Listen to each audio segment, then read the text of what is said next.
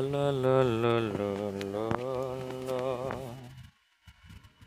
La la la la la la la la. Dah. La la la.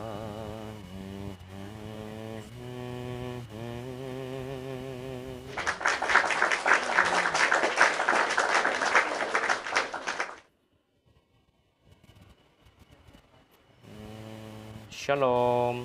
Sebentar, Pak.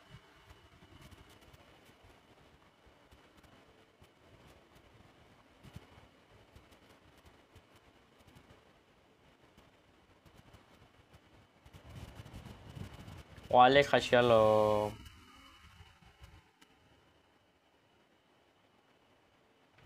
Happy Sunday itu. Selamat sore. Selamat sore. Selamat pagi. Selamat pagi.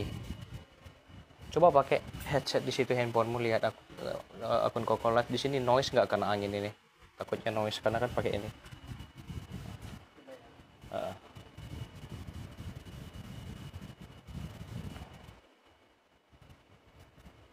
Saya mau ikut Yesus.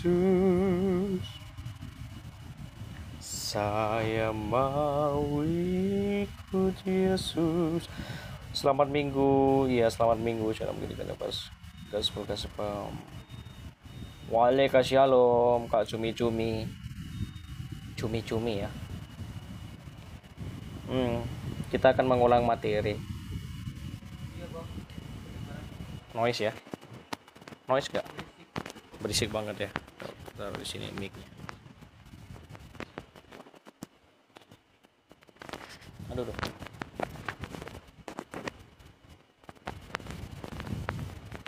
Sebentar ya teman-teman. Waalaikumsalam. Sebentar.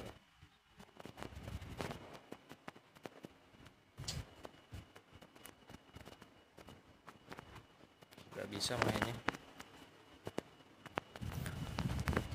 Silakan mau nanya apa, silakan. Saya pindahkan mic. Kalau gini kedengaran nggak? Noise nggak? Dikit ya, oke lah, apa ya. Selamat minggu juga. Selamat minggu juga Menjojo. Mengulang kita bahas materi ini ya. Kemarin saya habis dari gereja Bethel ya, gereja Bethel Indonesia di Jakarta Barat. Kita bahas materi tentang Hagia Sophia. Sebenarnya materi yang sudah lama tentang makna kubah gereja dan bulan sabit di dalam Kristen ya. Tapi hari ini saya ingin jelaskan sedikit lagi supaya yang belum dengar bisa ini ya, bisa tahu. Dan ini kan nanti rekamannya akan diupload ke YouTube, jadi khusus lah, jadi ada. Jadi semuanya bisa paham. Ku tak pandang dari gereja mana. Waalaikumsalam, dan dari Malaysia. Asal kau. Loh, kok nggak bisa nih?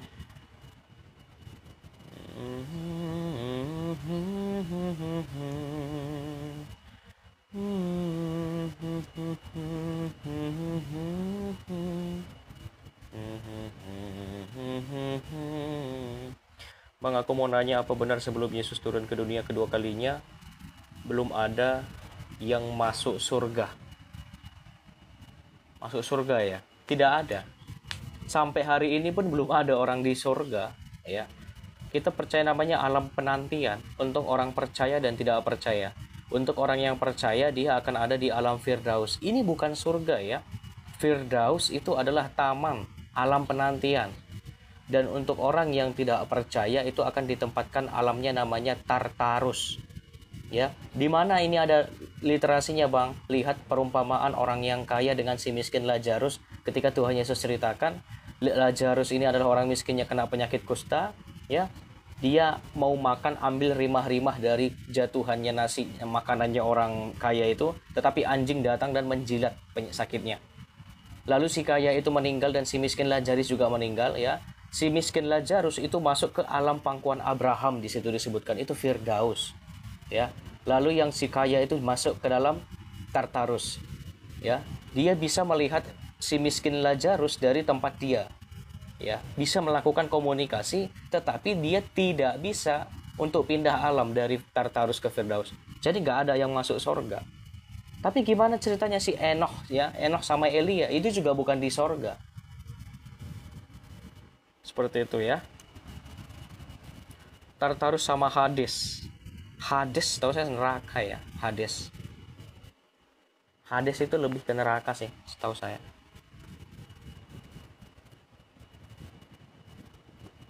Gitu ya, tentang alam penantian.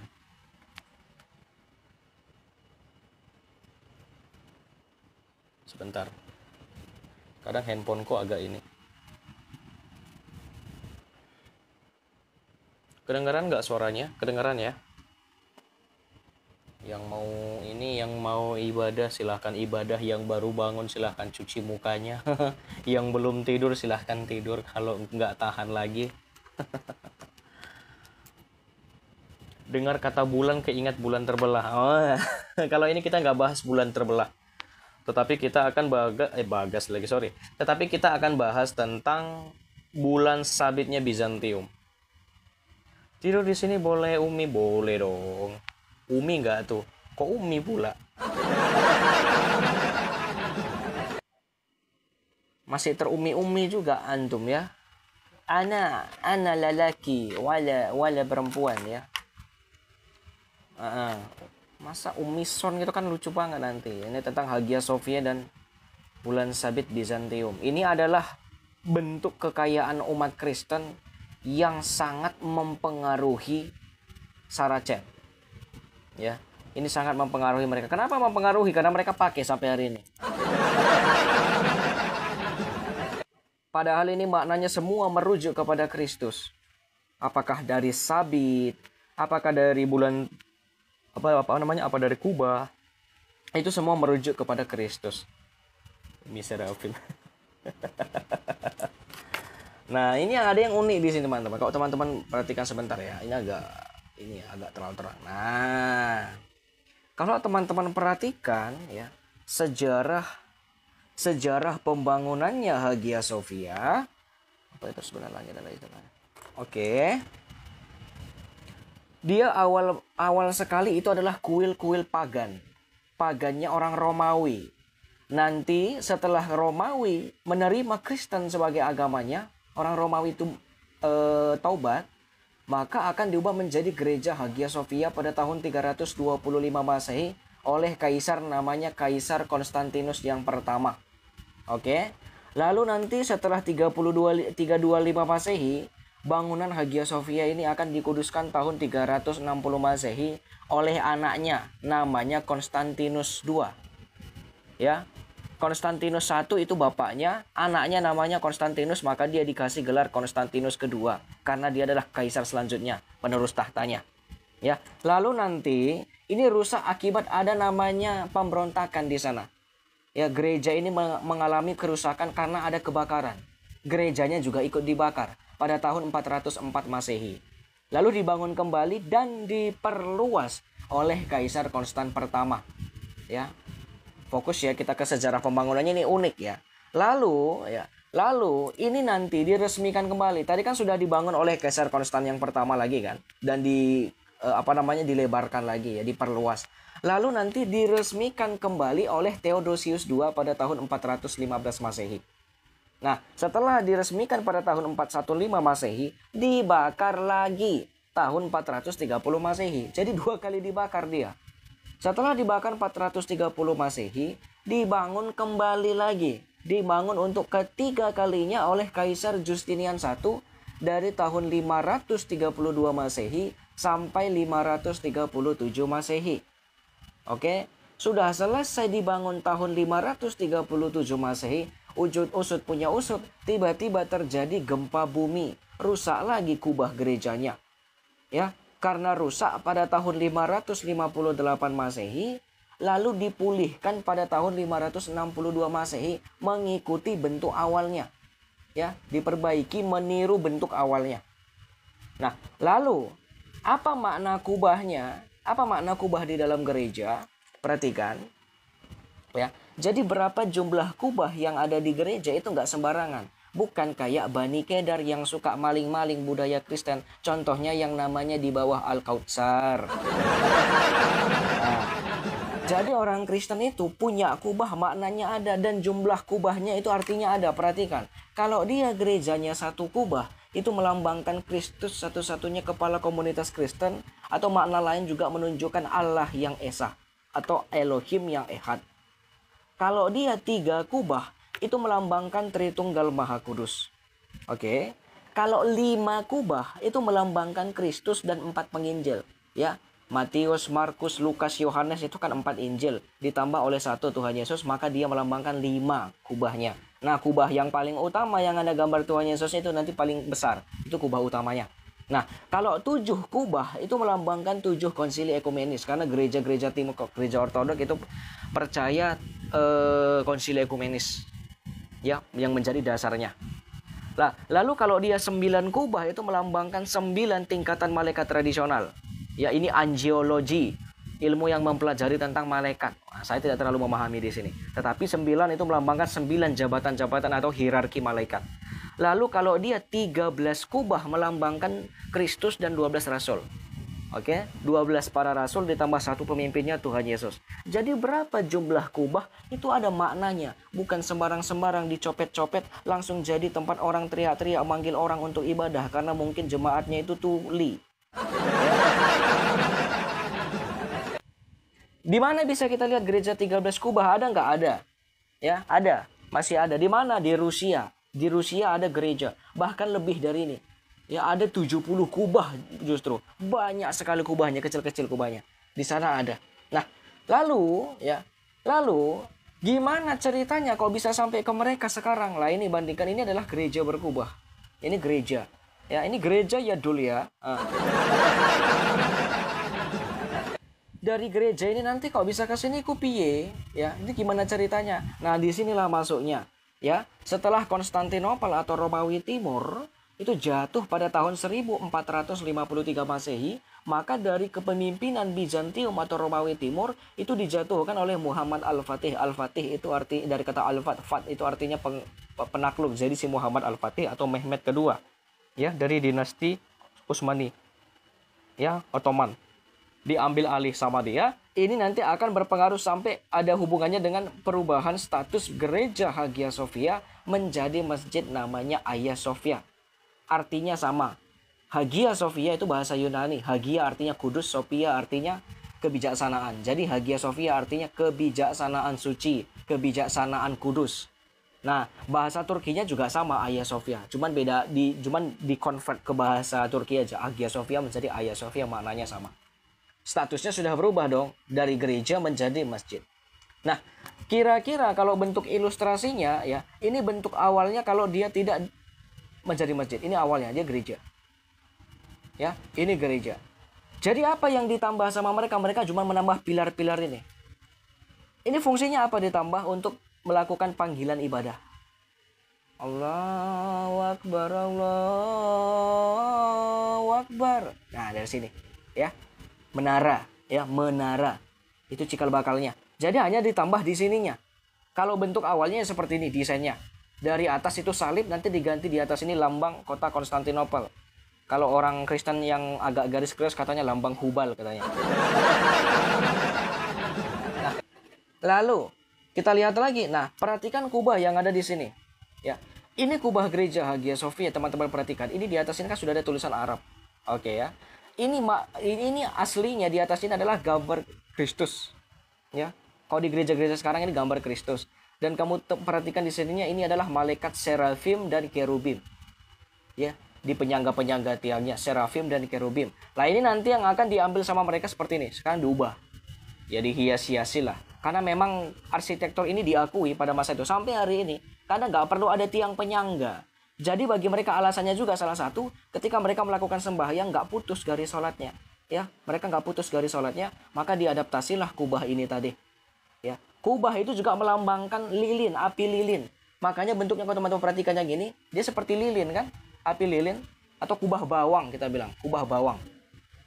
Ini perhatikan. Ya, dia juga melambangkan api lilin. Sebagaimana Kristus itu disebut terang dunia, melambangkan terang melalui api lilin. Nah, lalu kita lihat lagi di sini. Nah, kalau yang sekarang teman-teman pergi ke gereja-gereja timur, ya terkhusus apakah Katolik Timur kah, Ortodok kah, ya. Dia nanti kubah utamanya ya gambar seperti ini.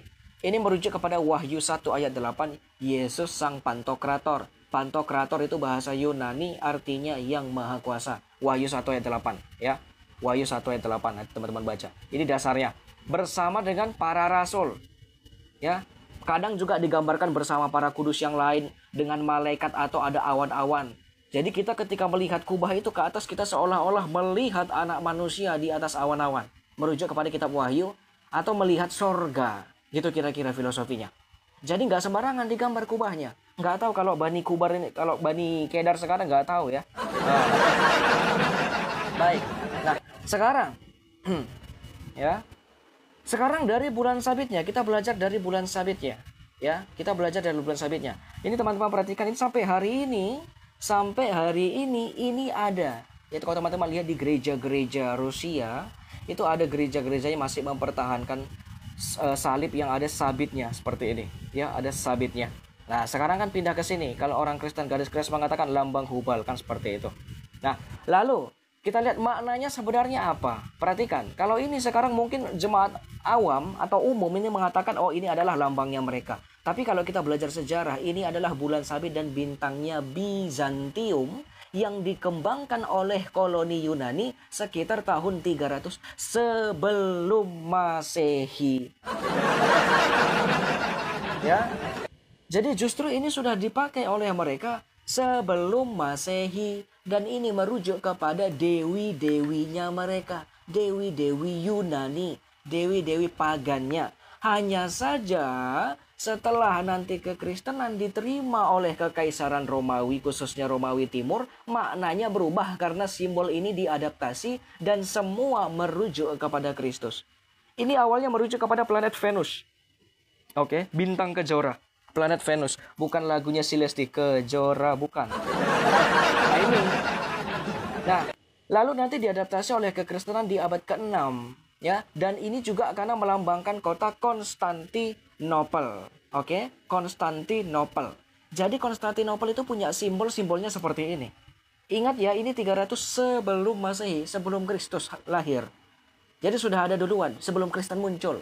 Setelah Kristen muncul nanti diadaptasi ke abad ke-6. Perhatikan bendera ini. Lah, kira-kira seperti ini. Ini adalah benderanya. Ini yang ada di sini. Ini adalah gambar atau ikon ya yang mengilustrasikan Bunda Maria menggendong bayi Tuhan Yesus bersama orang Majus yang memberikan persembahan ya. Ini orang Majusnya persembahan. Dan di sini ada yang unik ya. Di sini ada bendera. Tuh. Di sini ada bendera. Nah, benderanya ini kalau mungkin ini nggak ada yang bahas ini, mungkin 200 tahun kemudian Bani Kedar mengatakan inilah buktinya bahwasanya Yesus adalah Islam. Ya, bisa aja. Kalau kita nggak bahas sekarang, tiba-tiba nanti 200 tahun kemudian bisa nggak bisa, karena kan ATM, awasi tiru modifikasi. Ya. Nah, jadi sebenarnya ini apa? Ini Bizantium.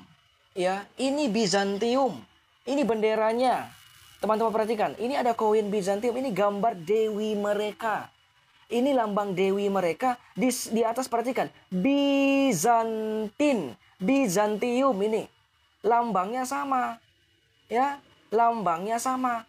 Bulan sabit dan bintang. Memang ini lambang Konstantinopel. Perhatikan, di sini adalah simbol kota Konstantinopel. Bukan artinya pada zaman Tuhan Yesus itu datang orang-orang Konstantinopel, tidak. Hanya saja ini adalah refleksi seni atau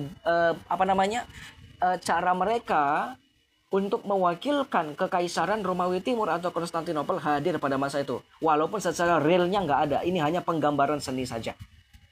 Oke, ini hanya penggambaran seni saja. Nah, lalu setelah diadaptasi oleh orang Kristen, itu maknanya seperti apa? Ya, seperti apa maknanya? Nah, maknanya sekarang seperti ini. Yang di atas ini terang. Ya, itu merujuk kepada Kristus yang adalah terang dunia. Ya, ketika Kristus berkata, "Akulah terang dunia." Sedangkan yang bentuk bulan sabit di bawah itu melambangkan palungan. Ya, palungan. Artinya Kristus yang adalah terang dunia di atas palungan. Itu maknanya. Oke, itu maknanya. Nah, dan ini sudah ada di sejak abad ke-6 Masehi di kekristenan Bizantium. Ya, ini simbol kotanya mereka memang, simbol kekuasaan mereka, mereka yang punya, mereka ownernya. Nah, maka nanti ini yang adalah simbol kota mereka dan ini namanya salib Bizantium. Ya, ini namanya salib Bizantium. Oke, lalu seperti ini. Nah, perhatikan, lambang kota Konstantinopel ini, ya, yang awalnya kekristenan itu kan hanya pakai simbol seperti ini. Setelah ditambah dengan kota Konstantinopel, makanya itulah cikal bakalnya. Kenapa sampai hari ini, khususnya kalau teman-teman lihat di gereja-gereja Rusia, nggak semuanya, tapi masih ada yang mempertahankan, ada gereja yang salibnya seperti ini. Ya, sampai hari ini. Masih ada nggak ini? Masih sampai hari ini. Ya, ini juga melambangkan jangkar. Kenapa melambangkan jangkar? Karena gereja itu dianggap sebagai kapal yang sedang berlayar di dunia. Ya, salib itu sebagai jangkarnya. Kalau kamu naik kapal besar, gede, nggak ada jangkarnya, kira-kira apa yang terjadi?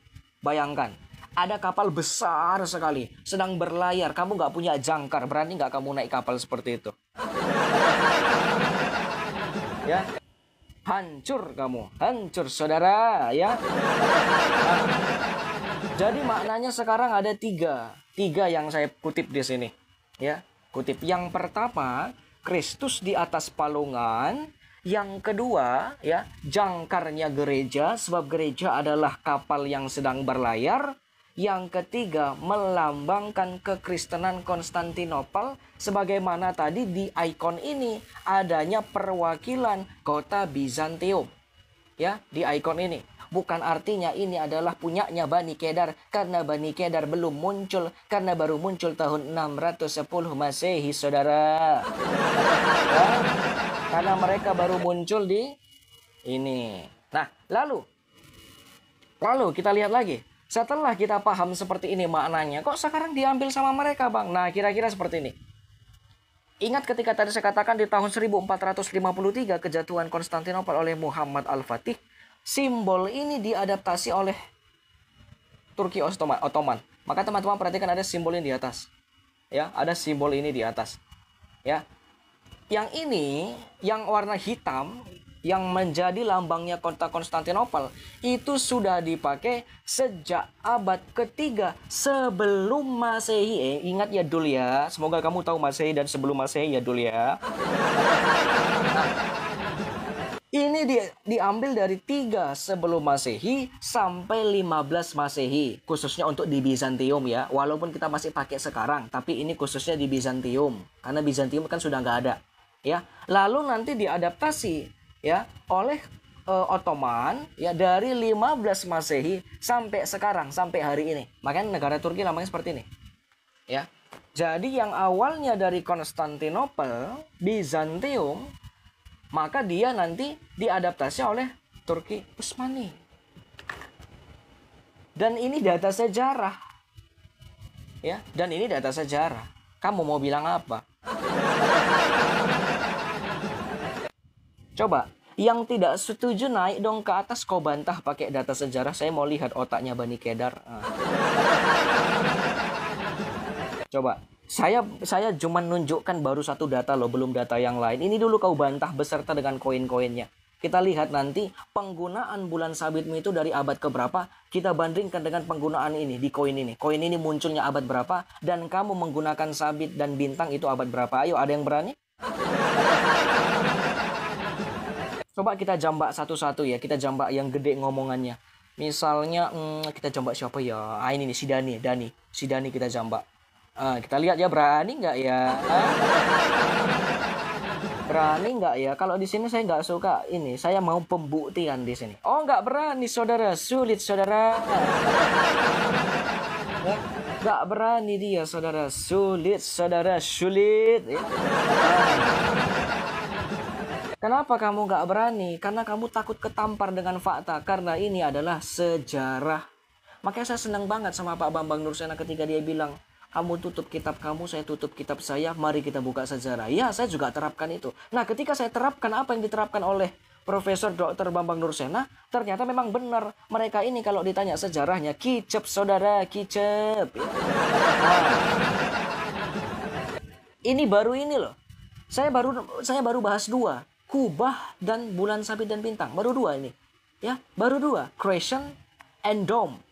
Ya, kalau kamu tidak bisa menjelaskan penggunaannya, ya, kamu tutup mulutmu saja. Tapi ketika misalnya kamu pergi ke tanah Rusia, terkhusus saya yang berani bawa data ini, karena saya punya datanya. Apa maknanya? Ternyata maknanya ini adalah punyanya orang Kristen. Nah ini kemarin saya bawakan ketika saya pengajaran di Gereja Bethel Indonesia di Jakarta Barat. Kenapa saya ulang lagi ke sini? Ya karena saya mau semua orang tahu tentang ini. Ini dulu sudah sering saya bawakan ke Komali Bang CP. Cuman saya tahu pasti nggak semua menyimak. Nah itu makanya saya ulangi bawa ke sini. Supaya makin banyak orang yang sadar. Makanya antum coba pikirkan. Kenapa kira-kira di atas itu udah jarang kita lihat seperti ini. Sekarang diganti dari tulisan. Ya kan? Nah. Coba pertanyakan, kenapa kira-kira diganti ya? Dekat rumah saya dulu seperti ini, sekarang diganti jadi tulisan. Itu kenapa kira-kira? Apakah karena ketahuan dengan seperti ini? Ya, tinggal hitung-hitungan saja. Ya, tinggal hitung-hitungan saja. Dari 300 sebelum Masehi, abad ke-7. Nah, nggak perlu komen-komen nih. Saya suruh kau naik aja. Kita lihat ilmumu. Jangan sok-sok bahas Nehemia. Nanti saya tanya kau Anis 171 kamu bingung ya. Jangan sok Nehemia. Kau bahas dulu Anis 171. Oke. Ya. Mengerti ya? Nah, coba kita lihat ini. Oh, itu kan datanya si Serafim itu kan presentasinya si Serafim. Mana tahu si Serafim ini lagi jualan ortodoks ya kan? Iya, mana tahu saya lagi jualan ya kan. Nah, takut pula kita kan. Nah, ini kan saya tunjukkan supaya teman-teman lihat ini dari situs resminya sendiri. Apakah yang saya sampaikan itu dari perkataan saya sendiri atau memang ada dasar-dasarnya? Kita lihat ya. Nah, teman-teman perhatikan, gampang aja. Kamu cek nanti Creation in Byzantine. Lalu kamu akan ketemu hal seperti ini. Kamu buka yang ini. Ya. Itu si bulan dan si bintang. Ya. Ini. Ya, koinnya seperti ini. Nih. Ini kira-kira bacanya apa ya ini ah? Apakah ini bacanya mungkin Arab Saudi?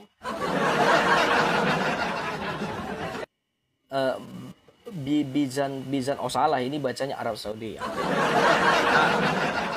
Ya. Lalu teman-teman perhatikan juga ini ya kan. Nah, ini yang tadi saya tunjukkan sama teman-teman. Ini bacanya apa ini? Coba Bizan oh bukan, ini bacanya Persia. Gampang sekarang, gampang aja. Ya gampang aja. Ya. Memang seperti yang tadi saya katakan, kalau kita mau jujur-jujuran aja deh, kalau kita belajarnya jujur-jujuran, ini awalnya untuk dewi-dewi pagan, udah, dewi-dewi pagan. Tetapi setelah Romawi itu menerima Kristen, maknanya berubah. Dimaknai sebagaimana Kristus yang adalah terang dunia di atas palungan dan juga melambangkan jangkar. Tapi dengan adanya ini mereka ambil, maknanya berubah. Makanya nanti kalau misalnya saya nggak yakin kalau suatu saat nanti di Indonesia tiba-tiba ada gereja dengan salib seperti itu, dengan kubahnya seperti itu, pasti akan didemo berjilid-jilid. Ya? Pasti akan didemo berjilid-jilid. Kenapa? Ya karena itu punyanya kami katanya. Tapi ditanya mana bukti sejarahnya bahwasannya kamu yang lebih dulu menggunakannya. Saya yakin dan percaya saudara, saya aminkan juga. Pasti mereka langsung kabur tercepirit-cepirit. Ya, saya nggak ini nih. Nah ini, ya. Nanti ini akan diadopsi sama mereka. Nah, sekarang kalau kita lihat di sini, ya, nih, perhatikan ya. Nah, teman-teman buka nanti Rasyabion, ya, teman-teman buka Rasyabion.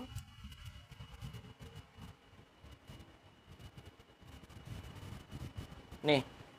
Rasyabion, nih dari Rusia langsung nih, yang masih melestarikan budaya ini. Bulan sabit pada salib Kristen Ortodoks Rusia identik dengan agama Islam. Nah, ya, kita lihat dulu apakah benar. Teman-teman perhatikan nih. Nih.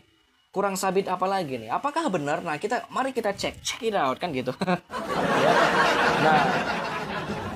Nah, ini adalah misalnya ini adalah gereja-gereja yang masih mempertahankan kira-kira. Nah, ini kubahnya kurang kubah apa lagi nih?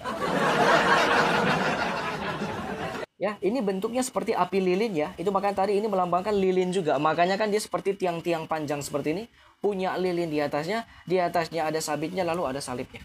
Oke. Nah, sekarang kita lihat ke bawah. Nah, ini yang saya jelaskan tadi, ini adalah salibnya Bizantium. Kita baca dulu deh, dan takutnya nanti si Serafim ini katanya sedang mendoktrin atau menjual ortodoks ya. Nah, perhatikan. Jenis-jenis salib di gereja Ortodoks Rusia. Lazimnya salib Ortodoks Rusia berbentuk 6 atau 8 palang terdiri dari palang vertikal dan 1 atau 2 palang horizontal di bagian tengah atasnya. Di bagian bawah terdapat palang berbentuk diagonal yang melambangkan penopang kaki Yesus, ya, sekaligus timbangan atas dosa-dosa manusia. Maksudnya gimana timbangan atas dosa-dosa manusia, Bang? Kamu perhatikan yang ini. Ini ada sebelah kiri dan sebelah kanan kita, atau sebelah kanannya Yesus dan sebelah kirinya Tuhan Yesus. Ini melambangkan Firdaus, ini melambangkan Tartarus. Maksudnya gimana? Ketika Tuhan Yesus disalibkan dengan 2 orang, yang sebelah kirinya itu mengatakan, jika engkau anak Allah, tunjukkanlah kuasamu, turunlah, kamu kan anak Allah, gitu loh. Lalu ada burung gagak hinggap di dia, matanya dipatok. Ya, itu melambangkan tidak adanya imannya dia. Di bawah dia. Makanya itu dikatakan Tartarus, alam mautnya. Tetapi yang di sebelah kanan Tuhan Yesus atau sebelah kiri dari kita mengatakan, tidakkah engkau takut? Ya, kita dihukum atas kesalahan kita, tetapi dia dihukum atas ketidaksalahannya dia. Tuhan, ingatlah aku ketika engkau datang dengan kuasamu. Hari ini juga engkau bersama-sama dengan aku di Firdaus, kata Tuhan Yesus. Ini maksudnya ini. Jadi nggak sembarangan. Setiap orang Kristen itu ada simbol-simbol tertentu. Itu maknanya sangat esensial. Ya, maknanya esensial. Nah, makanya perhatikan, salib dengan banyak sudut biasanya digunakan pada abad ke-6 di Bizantium. Nah, apakah Serafim sedang mendoktrin teman-teman? Apakah Serafim tadi lagi berbohong? Ya, abad ke-6 dan Bizantium ya, di Bizantium. Asal muasal Rusia mengadopsi agama Kristen dan simbol-simbolnya di bawah pemerintahan Ivan yang mengerikan. Salib dengan banyak sudut itu pun mulai marak ditemukan di mana-mana. Sebagai pangeran pertama Rusia yang memproklamirkan dirinya sebagai Tsar, ya, penting bagi Ivan untuk menonjolkan keberlangsungan kekuasaan dan ketertarikannya dengan Bizantium. Makanya ini dipakai di Rusia sampai hari ini. Ya, dari Bizantium. Nah, sekarang kita lihat dulu ini, ya. Salibnya ini kan ada bulan sabitnya, kita lihat dulu apa maknanya. Apakah orang Kristen yang langsung ambil, ya? Apakah orang Kristen mencomot-comot supaya cantik salibnya, supaya lebih mirip-mirip? Karena kan ada narasi Kristen Timur itu mirip sama kami katanya, padahal mereka yang mirip sama Kristen Timur. Nah, sekarang kita perhatikan. Ya, perhatikan. Saat ini bulan sabit sangat erat kaitannya dengan Bani Kedar, yang secara luas dianggap sebagai salah satu simbol utama agama Bani Kedar tersebut. Oke. Nah, namun simbol bulan sabit dalam Kristen Ortodoks tidak berkaitan dengan Bani Kedar. Bulan sabit sudah digunakan pada salib-salib Bizantium pada abad ke-6 dan saat itu merupakan salah satu simbol Konstantinopel. Menurut suatu riwayat, Kekaisaran Ottoman menggunakan simbol ini setelah Bizantium direbut oleh Turki. Jadi yang ambil si Turki atau si Bizantium? Jadi yang mencuri simbol ini si Turki atau si Bizantium? Jadi apakah Karisteng yang mencuri simbol ini atau Bani Kedar? Sampai hari ini masih ada. Di mana ini nama gerejanya? Katedral Kristus Sang Juru Selamat Moskow. Ya, ini adalah tahtanya Patriark Kepatriarkan Moskow. Ya, tahtanya di sini. Sampai hari ini, kamu mau pergi ke sana kumpulin duit, pergi ke Moskow, Rusia, kamu naik ke atas atapnya, tengok ini masih ada sampai hari ini. Ya, jadi yang pakai duluan kamu atau saya, kan gitu kira-kira. Yang pakai duluan kita atau mereka. Ayo, gampang ya. Apa makna penting? Ya, apa maknanya? Nih kita perhatikan. Tadi si Serafim, si penjual ortodoks ini mengatakan sabit itu melambangkan jangkar dan palungan. Apakah benar? Kita cek dulu. Benar nggak omongan si Serafim penjual ortodoks ini? Nah, kita lihat. Ya, sekarang kita lihat. Salah satu teori menyebutkan salib dengan bulan sabit melambangkan jangkar loh. Ya, dalam salah satu surat-surat Paulus tertulis bahwa orang Kristen memandang salib seperti simbol harapan dan seperti jangkar yang teguh dan kokoh loh.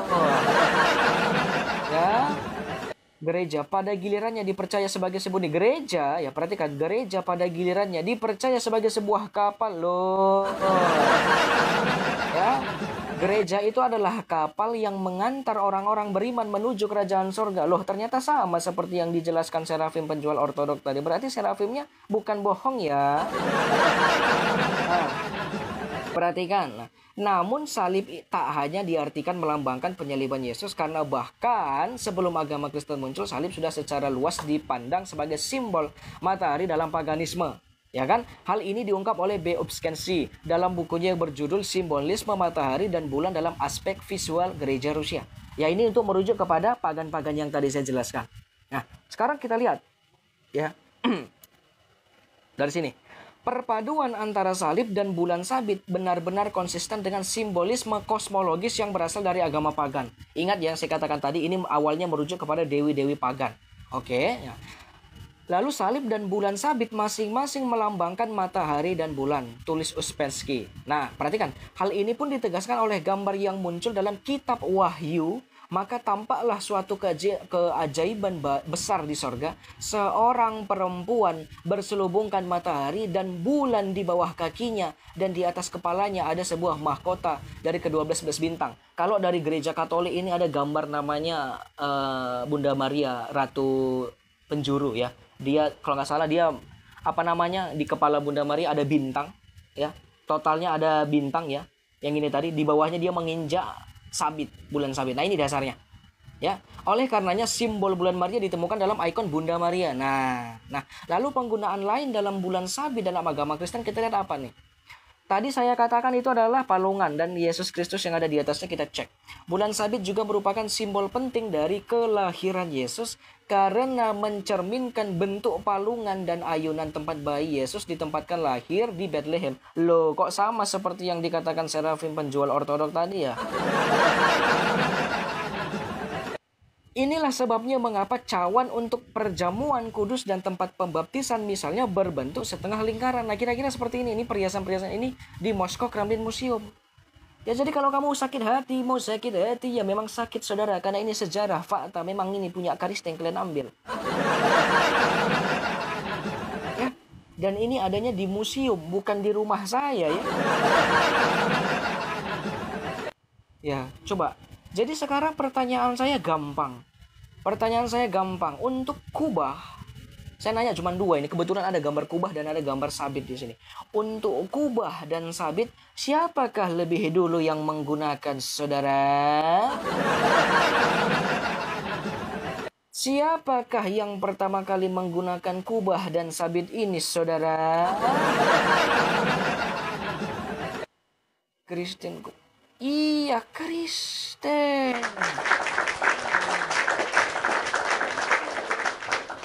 Ingat tadi ya, kubah itu melambangkan api seperti api lilin, dan salib yang ada bulan sabitnya itu melambangkan jangkar, sebab gereja adalah kapal yang berlayar untuk membawa jiwa-jiwa orang yang akan diselamatkan.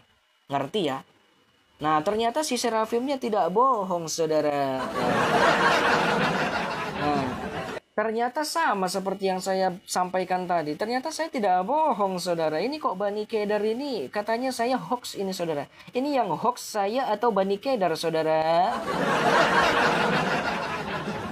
Ya, ini semua yang saya sampaikan sama kamu di sini, Bani Kedar. Ini semua sejarah. Makanya lengkap saya kasih semua tokohnya gini. Saya kalau menjelaskan nggak pernah lari, nggak pernah jauh-jauh dari konteks sejarah. Kenapa? Karena saya itu lulusan SMA anak sejarah.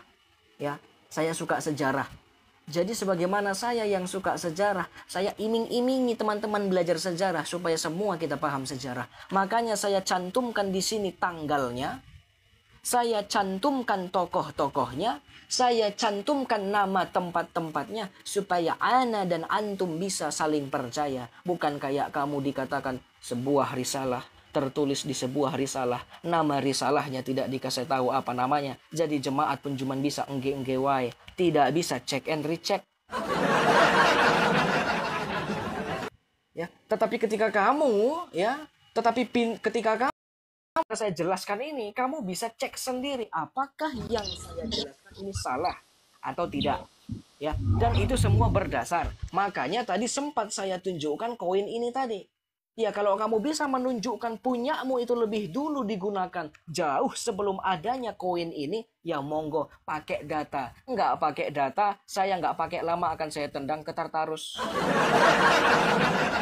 Ya, nggak pakai lama. Karena saya nggak suka orang di sini ngerocos nggak pakai data. Kalau kamu ingin membantah, kamu yang buka sendiri. Jangan perintah-perintah saya, karena saya di sini hostnya. Kalau kamu nggak suka, silakan buka komal sendiri, kan seperti itu. Oke, itu tentang kubah dan penggunaan bulan sabit dan bintang. Itu semua merujuk kepada Kekaisaran Bizantium atau Kekaisaran Romawi Timur. Baik, kita punya tamu. Selamat bergabung Roger 01.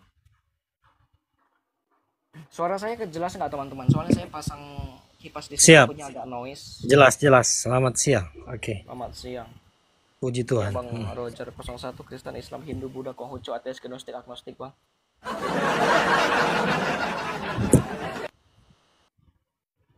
Halo. Ya. Halo. Ya. Kristen, Islam, Hindu, Buddha, Konghucu, ateis, gnostik, agnostik, Bang. Kristen. Ya, ada yang mau disampaikan silakan Bang, atau ada yang mau ditanyakan?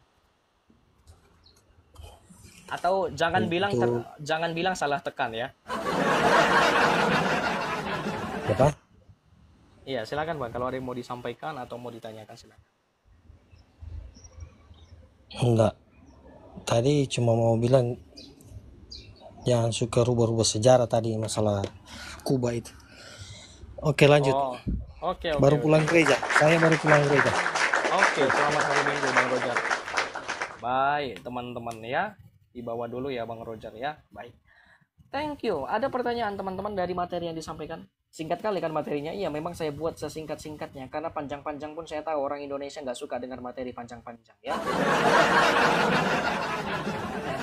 Nanti kalau yang baru pertama dengar, apalagi lah tiktokers ini dikasih tahu yang aneh-aneh. Baru dengar saya ada Kristen make-make seperti ini. Nah, jadi kalau teman-teman, sekali lagi saya nggak pernah capek kasih tahu apa yang saya sampaikan di sini. Jangan langsung ditelan mentah-mentah, jangan langsung percaya. Ya, dicek and recheck dulu. Di sini jelas semuanya, ada tahun-tahunnya, ada tokoh-tokohnya, ada gambar simbol-simbolnya. Teman-teman bisa screenshot atau rekam. Kalau yang tidak sempat rekam, nanti ini videonya akan saya upload ke YouTube. YouTube-nya bisa ditonton berulang-ulang dan teman-teman bisa putar-putar supaya bisa belajar bersama. Dasar kitabnya juga ada. Yang untuk nggak tahu YouTube-nya nanti masuk ke atas ini, yang saya tunjuk ke sini, nanti di sana ada link ke YouTube, tinggal diklik aja. Semua pengajaran kita ada di sana. Oke? Nah, semua ada tahun-tahunnya, tokoh-tokohnya, ya, tempatnya, lokasinya, peristiwa apa yang terjadi saya jelaskan semua di sini. Gitu ya, jangan seperti kisah kancil dan buaya, di mana kancil ingin menyeberang lalu buayanya diketok-ketok kepalanya supaya bisa menyeberang ke sungai, tetapi tidak bisa tidak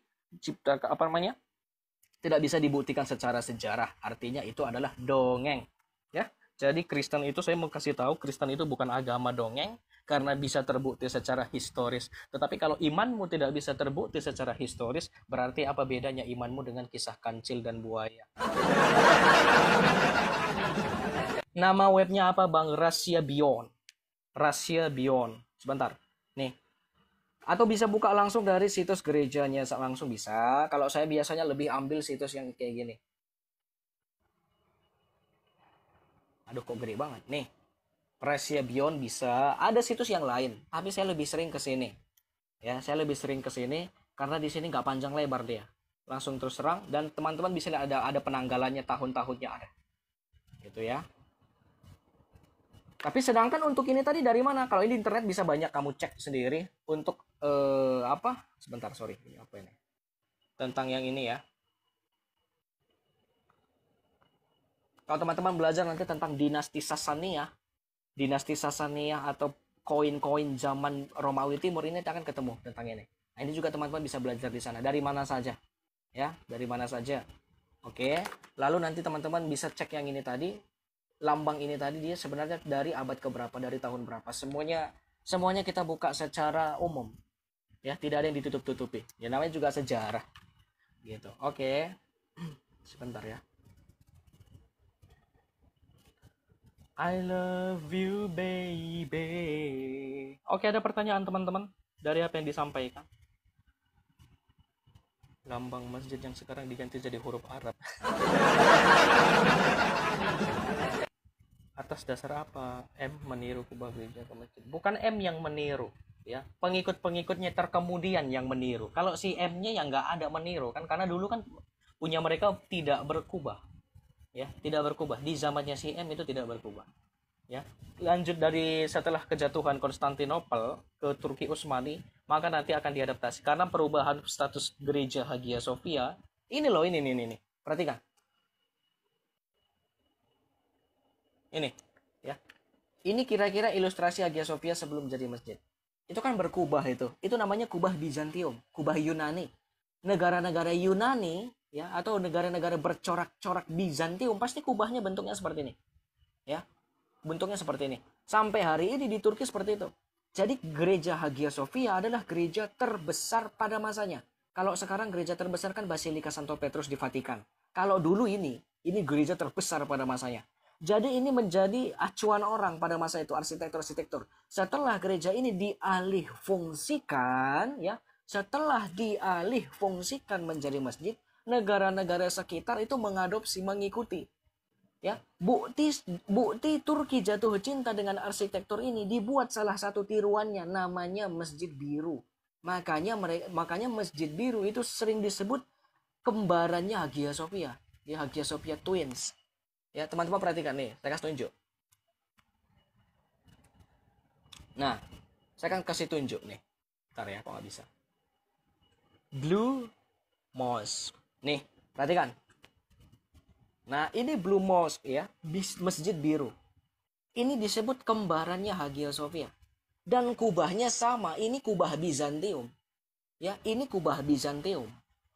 Bentukannya kurang lebih sama. Bisa dikatakan 80% ya, 80% atau 90%. Ya. Ini adalah Masjid Biru. Oke, ingat ya, kita bandingkan dengan Hagia Sophia. Oke, ini Masjid Biru. Sekarang kita bandingkan dengan Hagia Sophia.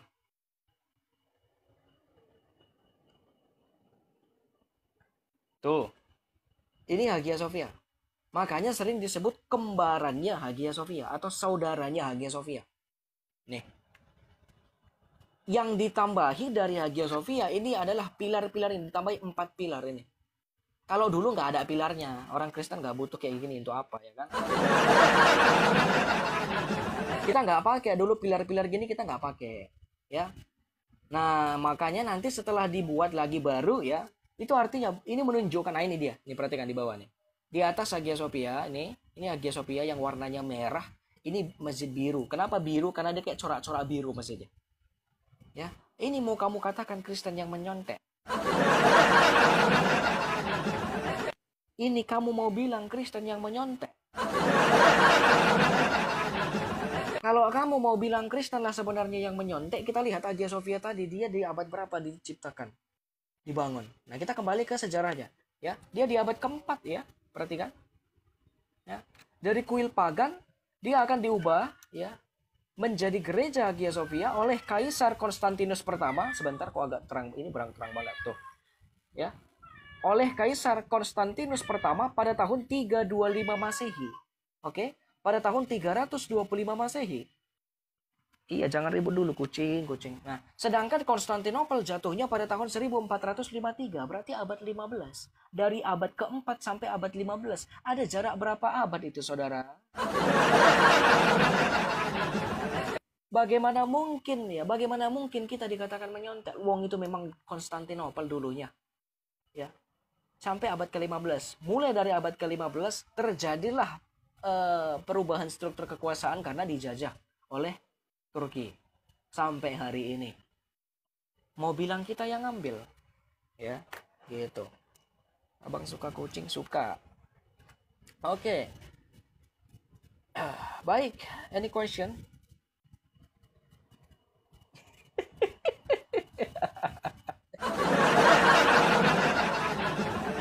Memang kalian nyontek, katanya kan, kata Allah aja kalian contek. Coba naik ke atas, buktikan ya, buktikan orang Kristen mencontek kata Allah, silahkan. Coba kau buktikan, buktikan orang Kristen itu mencontek kata Allah.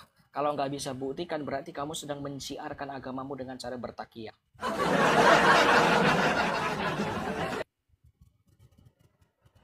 Ada bang, baca inbox nanti ya habis live. Oke. Buktikan bahwasannya orang Kristen itu mencontek kata Allahmu. Tapi saya akan tunjukkan bukti sejarah bahwasannya Allahmu setara dengan kata Theos dalam bahasa Yunani. Ya. Kamu kan sering bilang orang Kristen jangan pakai kata Allah, pakai kata Theos. Tetapi saya akan tunjukkan ternyata Allahmu itu setara dengan kata Theos. Ayo naik dong. Ayo, naik dong. Naik.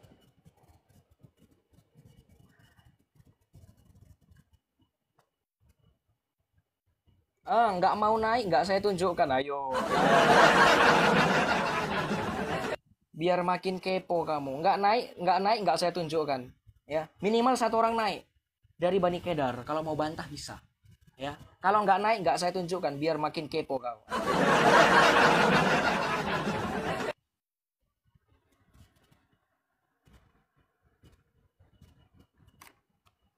Exomologis tetokiriawoti agatos haleluya. Oh, sebentar ya teman-teman ya. Aku tadi mau buka apa ya? Gampang ya.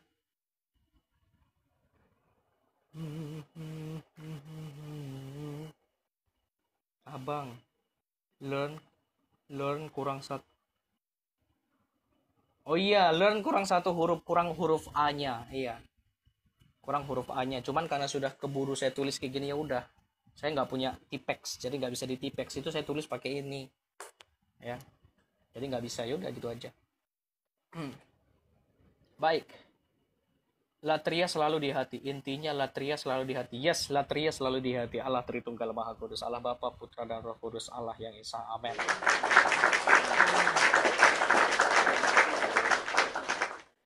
Tambah ibunya. Jangan tambah ibunya. Kak Puase 5. Jangan ibunya yang tambah. Ilmunya yang tambah. Kalau ibu kita yang tambah bahaya ya. Ilmu kita aja yang tambah ya. Woi, kenal pot, jangan banyak omong. Oke, baik, silakan naik satu orang kalau yang ini. Ya, ini.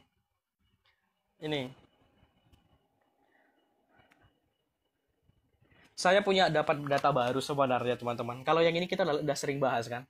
Yang ini. Sebentar ya, saya buka situs desktop aja supaya lebih ini. Kok nggak bisa ya? Ini. Kalau yang ini kan udah sering kita bahas ya. Nah, saya punya data pembanding. Data yang satu lagi. Kalau ini kan bisa dikatakan cuma satu gitu kan. Nah, saya punya dapat baru datanya yang baru bahwasanya Allah itu setara dengan kata Theos. Ya, tapi saya mau ini dibantah dulu dong sama Saracen. Kalau Saracennya nggak bisa bantah ini, langsung kita pergi ke data yang lain, saya takutnya ini sangat memberatkan bagi mereka. Saya nggak sampai hati melihat mereka nggak bisa jawab putar sana putar sini jadi tawaf ya. Dan perlu saya kasih tahu buat teman-teman yang membantah di sini argumen-argumen yang disampaikan harus pakai data. Karena saya menyampaikan pakai data, kamu juga harus pakai data. Ya, kalau kamu nggak pakai data, siap-siap diketawain sama si Sobirin. Gitu. Di sini syaratnya gitu. Kamu nggak pakai data, kamu akan dijogetin sama si Sobirin. Selamat hari Minggu juga, Kak Nur. Bang, kenapa sholatnya Muslim sama gerakannya dengan sholat Kristen Ortodoks? Saya nggak tahu ya itu kenapa bisa sama. Ya, mungkin kamu tanyakan sama mereka. Kalau di Kristen memang ya gerakannya seperti itu. Ya, kita gerakannya memang seperti itu. Oke, kita gerakannya seperti itu. Ada sujudnya sampai ke tanah, dahi ke tanah, ada sedikit membungkuk ya. Kita ada. Memang gerakannya seperti itu. Yang niru siapa ya? Yang niru siapa saya nggak tahu. Tetapi intinya tidak mungkin yang lebih tua meniru yang lebih muda, itu aja. Ya, nggak mungkin yang lebih tua meniru yang lebih muda. Tapi saya nggak tahu siapa di sini penirunya. Mungkin teman-teman bisa jawab sendiri di dalam hati. Nggak usah setarakan nama Allah dengan Theos. Nggak usah setarakan. Faktanya setara kok. Kamu mau apa? Faktanya setara. Kamu mau bilang gimana? Kita kan ngomong secara fakta. Kita bilang nggak mau setarakan, nggak mau setarakan. Faktanya setara. Mau apa? Silakan dibantah. Ayo. Saya tunggu kamu bantah. Kamu mau bantah gimana?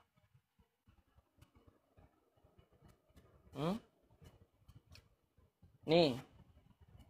Saya kasih tunjuk sama kamu. Perhatikan ya, perhatikan nih. Perhatikan. Saya akan tunjukkan sama kamu something. Ya. Kalian kan biasanya modal Google Translate kan? Ya kan, kalian kan modal translate nih. Saya mau tunjukkan something. Itu pun kalau kamu bisa ini. Exomologis tetokiriawotiagatos haleluya. Saya akan ambil ini. Nah ini. Perhatikan. Akun baru lagi bos. Baru dibilang sih nggak baru-baru amat ya. Karena saya yang akun lama kan sudah dihilangkan ini. Jadi pakai ini sekarang. Perhatikan. Ini Arab, ini Yunani. Kita tempelkan langsung nih kata alif lam lam. Nih. Perhatikan ini bacanya apa nih. Coba. Nih kamu baca. Ini bacanya apa ini? Nih, ini bacanya apa ini? Ada yang bisa baca di bawah, silahkan teman-teman diketik kalau di huruf Latin ini kira-kira bacanya gimana ini? Ini cara bacanya gimana? Saya nggak mau sebut saya, ya. Soalnya saya nggak tahu apa-apa kata Bani Kedar di bawah. Ini kira-kira bacanya gimana? Allahu, ya, Allahu, kan ada ininya ya. Nah, misalnya saya ambil dari kata Allahu, ya. Nah, dia diterjemahkan ke bahasa Yunani. Nah, ini kira-kira bahasa Yunani bacanya apa ini? Coba. Ini kira-kira bahasa Yunaninya bacanya apa ini? Tuhan? Hah?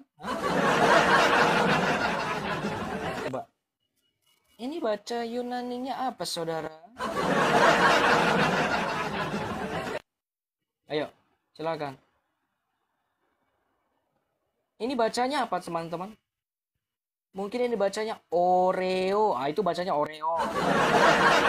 Nah, ini salah. Ini yang di bawah ini Theos apa ini? Theos ini salah. Ini bacanya Oreo. Nah, baru betul ya kan? Nah, jadi saya nggak bilang, bukan saya yang menyamakan. Ini kalau kita modal Google Translate. Tapi kan kita bukan dari Google Translate. Ya kalau kamu cuma bermodalkan Google Translate tapi kamu nggak belajar, ya bahaya. Misalnya kamu buka Perf 558. Ya, ini kan sering kita bahas. Masa nggak ada yang buka gini loh. Ketika kami menunjukkan ini, apakah Bani Kedar di bawah tidak ada yang peduli? Ya, perhatikan ada dua bahasa. Ini papirus yang ditemukan di Mesir. Dia menggunakan dua bahasa Yunani. Menggunakan dua bahasa. Yang pertama bahasa Yunani, en onomatotheos. Yang kedua di bawahnya ada bahasa Arab. Kira-kira ini bacanya apa? Coba saya tanya. Ini huruf apa ini? Apakah ini bacanya iu? Nah, coba, ini bacanya iu kah? Coba, ada yang bisa baca nggak? Soalnya si Serafim ini nggak tahu yang begini-beginian ini. Iu, ini bacanya iu. Atau apa? Ini kan mirip kayak I dan W. Coba, yang bisa bahasa Arab gimana? Saya cuma bisa bahasa Latin. Coba. Komentar dulu dong, yang bisa baca dong ini. Ini bacanya apa ya? Tuh. Ya, ini papirus ya. Nanti akan saya tunjukkan. Ya, ini papirus. Kalau buat kamu yang tidak tahu papirus, sudah terpuji adalah saya. Ya, papirus itu bukan kertas ya. Papirus itu seperti lembaran kertas, lembaran yang digunakan untuk menulis, yang terbuat dari tanaman yang hidup di rawa-rawa. Nama tanamannya papirus. Makanya ini disebut papirus. Ya, oke. Kalau teman-teman nggak bisa baca, kira-kira kalau dipindahkan ke kertas putih tulisan yang ada di papirus ini, tulisannya akan menjadi seperti ini. Ini bacanya kira-kira apa? Coba ya, ini bacanya kira-kira apa teman-teman? Ya. Bismillah. Ya, ini bacanya Bismillah. Nah, kamu tahu nggak uniknya di sini? Bismillah ini dari kata apa nih? Bismillah di sini. Coba kamu baca ini dari kata apa ini?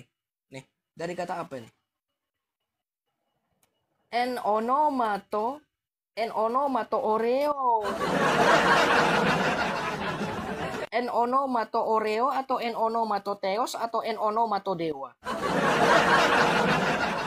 Coba saya tanya nih. Ini bacanya ini bacanya teos, oreo atau dewa ini? Mungkinkah ini en onomato oreo? Ya, jadi dari kata en onomato teos di dalam nama teos, di sini dia Arabnya adalah Bismillah. Dan kamu tahu siapa yang menulis ini? Kamu tahu nggak siapa yang menulis ini? Saya kasih tunjuk samamu supaya kamu tahu siapa yang menulis ini. Ditulis pada Jumada 122 Hijriah atau jatuh pada tanggal 25 April tahun 643 Masehi abad ke-7. Oke? Naskah ini memiliki teks bahasa Arab dan Yunani. Tempat ditemukannya dokumen ini kemungkinan besar adalah Mesir. Kita lihat. Oke? Nah, ya Tuhan, atas nama Tuhan. Nah, ini yang Yunani. Ini yang Yunani, en onomato theos. Kira-kira terjemahan seperti ini. Ya Tuhan, atas nama Tuhan, aku Emir Abdullah yang menulis nama ini ya. Yang menulis Theos dan Allah di sini namanya adalah Emir Abdullah. Saya buktikan, saya kasih tunjuk sama kamu. Ya, saya kasih tunjuk samamu. Nih. Nih. Abdillah. Ya, nih. Abdullah. Nih, Abdillah. Bukan Serafim, saudara. Ya, Abdillah. Jadi yang menulis Theos di sini dan yang sekaligus di dalam bahasa Arabnya adalah Bismillah, itu justru yang bernama Abdullah. Bahasa Yunani Abdillas, karena Abdullah itu diyunanikan menjadi Abdillah atau Abdillas. Ya, ini Abdillas. Nah, sekarang kita lihat Abdillah ini, mana tahu itu Kristen Bang Abdillah. Nah, kita akan cek siapa ini Abdillah. Ya, kita cek di bawah. Kita terjemahkan lagi di bahasa Indonesia suratnya. Ya Tuhan, atas nama Tuhan, aku Emir Abdullah untukmu Kristoporos dan Theodorakios, Inten dan Heraklepolis. Untuk pemeliharaan orang-orang Sarasin yang bersamaku, aku mengambil darimu di Heraklepolis 65 ekor domba. Aku ulangi, 65 dan tidak lagi. Dan sebagai pengakuan atas fakta ini, kami telah membuat konfirmasi ini. Atas nama Allah yang Maha Pengasih lagi Maha Penyayang, inilah yang telah diambil oleh Abdullah atau Abdillas. Ya, kalau masuk tempat orang itu sopan ya bro ya. Kalau saya lagi mengajar, setidaknya kamu tunggu saya diam. Begitu. Ngerti? Ya. Jangan terlalu tergesa-gesa. Nanti kamu bantah juga nggak pakai data, saya percaya kok. Nah, jadi kita lihat. Nah ini, yang tulisan miring di sini. Kenapa dimiringkan Bang atas nama ini ya? Nah perhatikan, yang miring di sini. Kenapa mulai ayat yang bukan ayat sih? Kenapa yang 4 ini dia ditulis miring? Yang 4 ini adalah terjemahan ke bahasa Indonesia dari bahasa Arab. Yang mulai dari Bismillah tadi. Ya. Jadi di sini atas nama Allah lagi Maha Penyayang, lagi Maha Pengasih. Bismillahirrahmanirrahim. Dari sini. Dan ternyata setara dengan kata Theos. Nah kita lihat si Emir Abdullah ini siapa? Kita lihat ya. Nah, kita lihat. Emir Abdullah di sini tidak lain adalah Abdullah bin Zabir yang merupakan komandan korps ekspedisi ke Mesir Hulu pada tahun 641 sampai 643 Masehi. Dalam papirus ini ia memberikan tanda terima untuk 65 domba untuk pembekalan pasukannya yang terdiri dari awak kapal, kavaleri, dan prajurit bersenjata pada Zumada 1 22 Hijriah atau 25 April 643 Masehi. Pasukan apakah ini dikatakan? Apakah ini Kristen?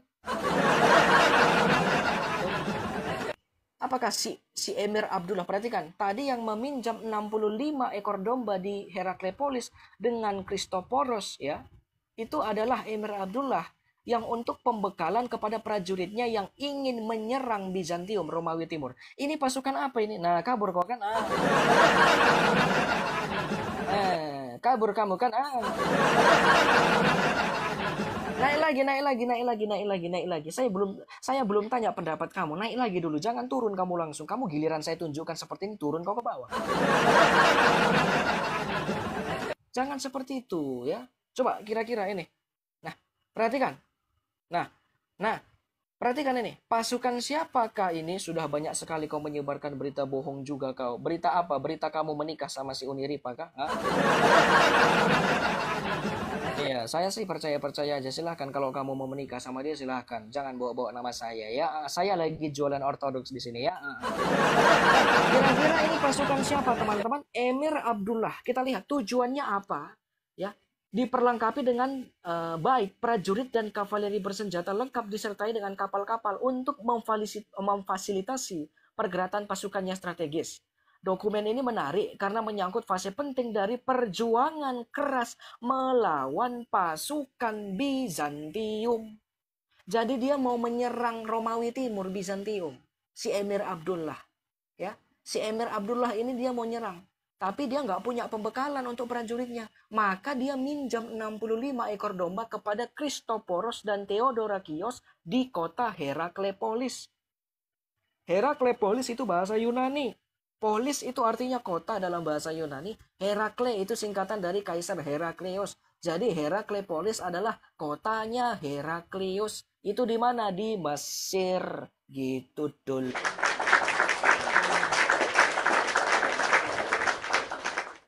Coba kita lihat, ada nggak Bani Kedar yang bisa bantah ini?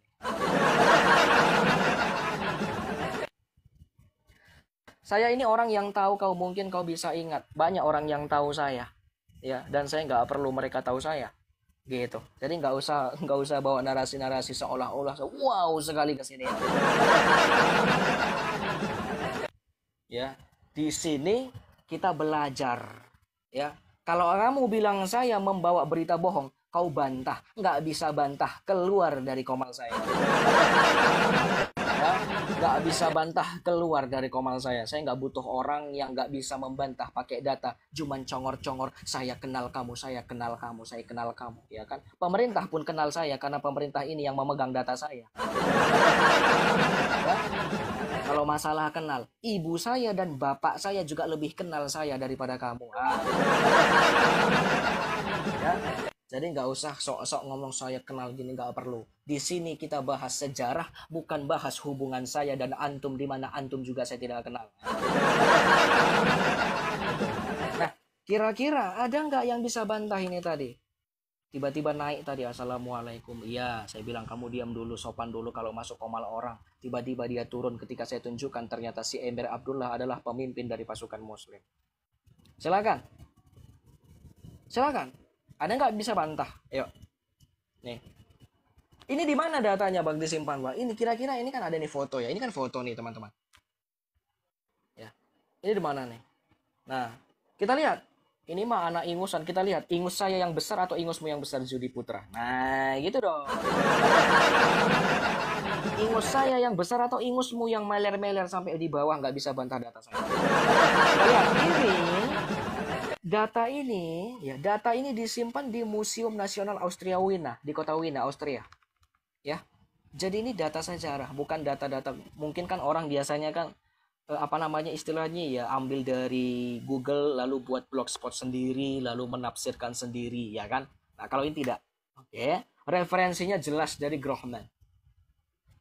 Dari buku-bukunya misalnya dari Al-Ma'arif Pris Kairo Mesir halaman 113 sampai 115, ya kan? Judulnya ini Saya nggak bisa baca ya bahasa apa, saya nggak tahu bahasa Spanyol atau bahasa apa ini. Etudes de papyrology, gitu ya. Teman-teman bisa screenshot sendiri, ya. Juga mungkin bisa klik linknya kalau bisa masuk, punya wewenang untuk masuk ke Museum Nasional Austria Wina, itu ada di sana. Ya, nama benda ini adalah perf nomor 558. Ini nanti akan berhubungan dengan perf yang lain. Misalnya kalau teman-teman belajar perf 555, perf 557, lalu ada juga perf 556 dan papirus BM 1079. Ya. Nah, ya ada Berol 15002 ya, papirus Berol 15002, lalu ada P atau papirus Berol 1 ini. Dia saling berkaitan nih. Teman-teman tinggal screenshot, tinggal lihat sendiri. Ya. Gitu loh. Oke ya. Jadi jangan sok-sok ngomong teos, ternyata Allah juga teos. Bahkan saya katakan itu hanya problem bahasa. Makanya permintaan saya gampang. Buktikan bahwasannya penggunaan kata alif lam lam ha itu pertama kali dan eksklusif hanya untuk kalian. Saya minta itu aja. Buktikan secara historis, ya bisa dilihatlah. Jangan cuma klaim kalian sepihak. Karena klaimmu itu tidak diakui secara internasional.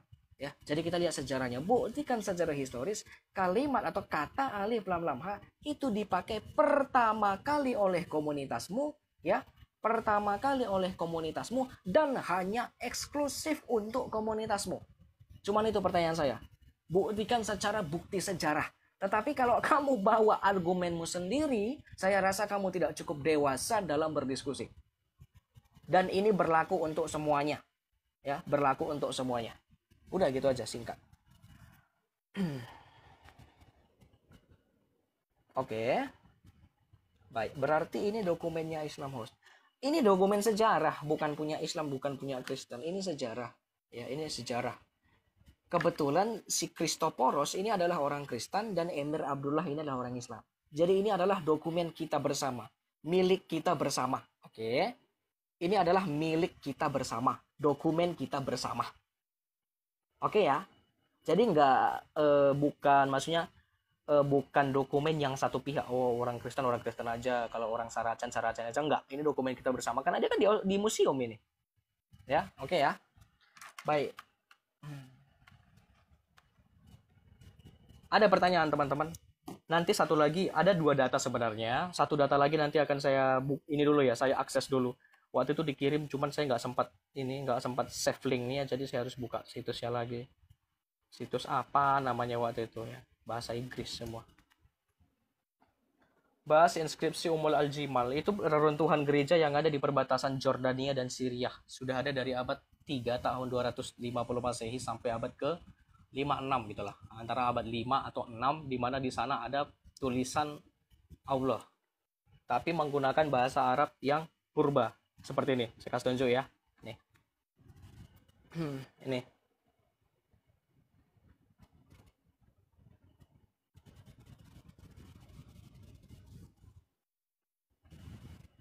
kita buka yang dari ini dulu deh.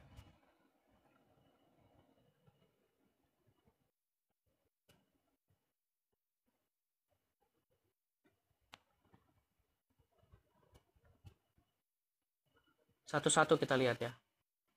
Nah ini, perhatikan. Ini, perhatikan ya. Mungkin nggak terlalu kelihatan. Nah ini. Ini adalah alif lam lam ha dari bahasa Arab purba. Bentuknya belum seperti yang sekarang, ya. Dan ini adanya di perbatasan Syria dan Jordania, ya. Perbatasan Syria dan Jordania, gitu. Oke. Nah ini. Alif lam lam ha. Ya. Ini adanya justru di gereja, reruntuhan gereja. Kalau teman di sini nggak ditunjukkan gambarnya ya, tapi kira-kira kalau teman-teman buka di sini, inilah kira-kira reruntuhan gerejanya. Saya waktu itu dapat situsnya di mana ada gambar salibnya gede sekali, tapi saya nggak bisa nunjukin lagi. Jadi di sini ini gereja teman-teman ya, reruntuhan gereja. Nah justru di reruntuhan gereja itulah ada kalimat Allah, alif lam lam ha, Allah ya. Sebentar ya, saya lihat dulu. Ini kali ya. Ini Museum Al-Jimal.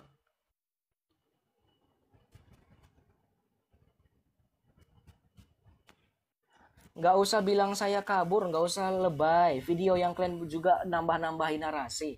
Ya, saya sudah jelaskan. Nggak usah pansos di komal saya. Saya sudah jelaskan kenapa saya nggak bisa balik.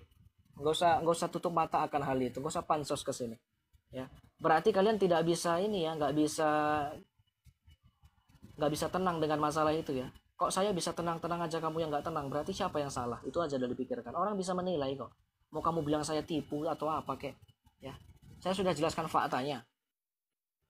Nah ini prasasti Umul Jimal, perhatikan. Ini ada salib. Ya, ini perhatikan. Nah ini Umul Jimal nih. Ya, ini Umul Jimal. Ada salib ya. Nih. Nah, lalu perhatikan lagi, kita ke satu-satu kita cek ya. Karena nggak semuanya dari ini ya teman-teman. Nggak semuanya berhubungan dengan Kristen. Memang ada hubungannya dengan Kristen, tapi nggak semuanya. Kita lihat satu-satu.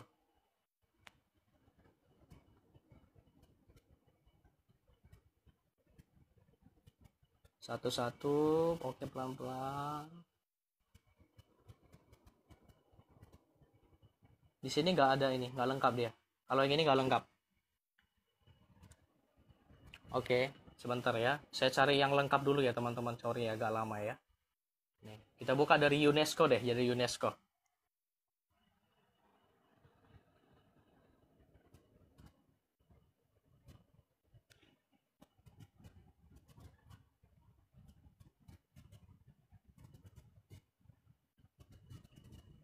Oke. Semoga di sini ada.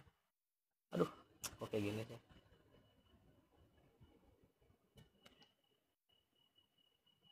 Nah, ini dia. Nah, ini gereja nih. Ini reruntuhan gereja ini. Ya, ini reruntuhan gereja ini. Dari abad ke-3 sampai abad ke-6. Oke, jadi jauh sebelum mereka. Nih, langit-langit berbentuk salib di Pretorium. Nah, di mana di sini ada nanti kata Allah itu tadi. Ya, ini gereja nih. Nah, ini reruntuhan gereja. Ada di abad ke-3 sampai abad ke-6. Dari tahun 250 Masehi. Dan di sini ada kata Allah. Yang tadi saya tunjukkan ada kata Allah, itu ada di gereja ini. Lah, ini kamunya belum muncul dan orang Kristen sudah pakai kata Allah.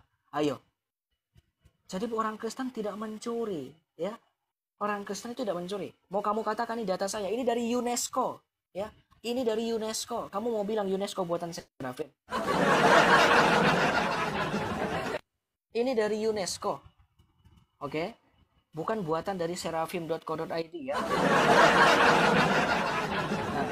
Nah, ini reruntuhan gerejanya.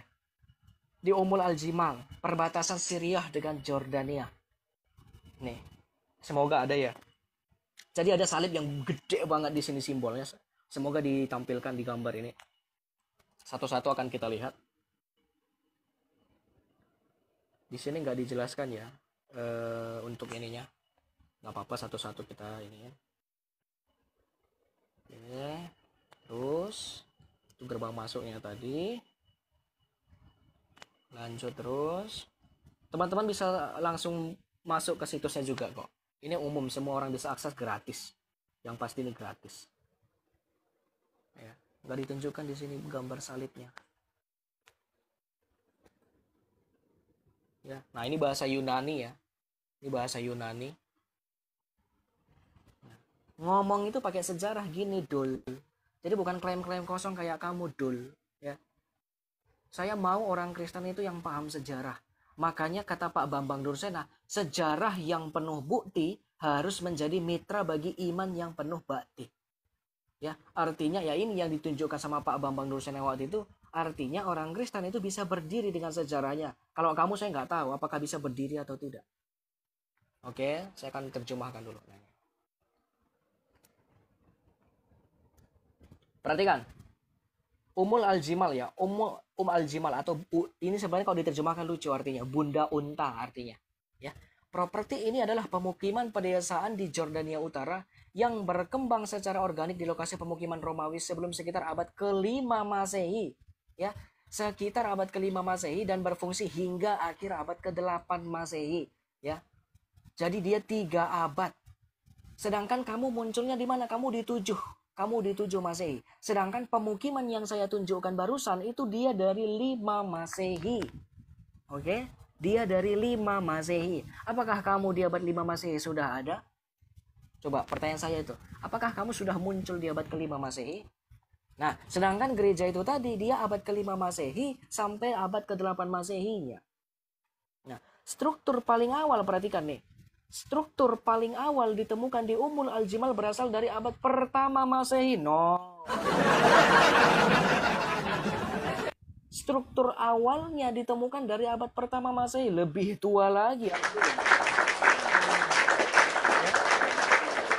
Nah, lalu ketika daerah tersebut menjadi bagian dari kerajaan Nabatea, korpus epigrafi yang kaya dalam bahasa Yunani, Nabatea, Safaitik, Latin, dan Arab, perhatikan, dan Arab yang ditemukan di situs tersebut dan mencakup banyak abad memberikan wawasan tentang sejarahnya dan menjelaskan perubahan dalam kepercayaan agama penduduknya. Ternyata agama penduduk di sini adalah orang Kristen yang berbahasa Arab.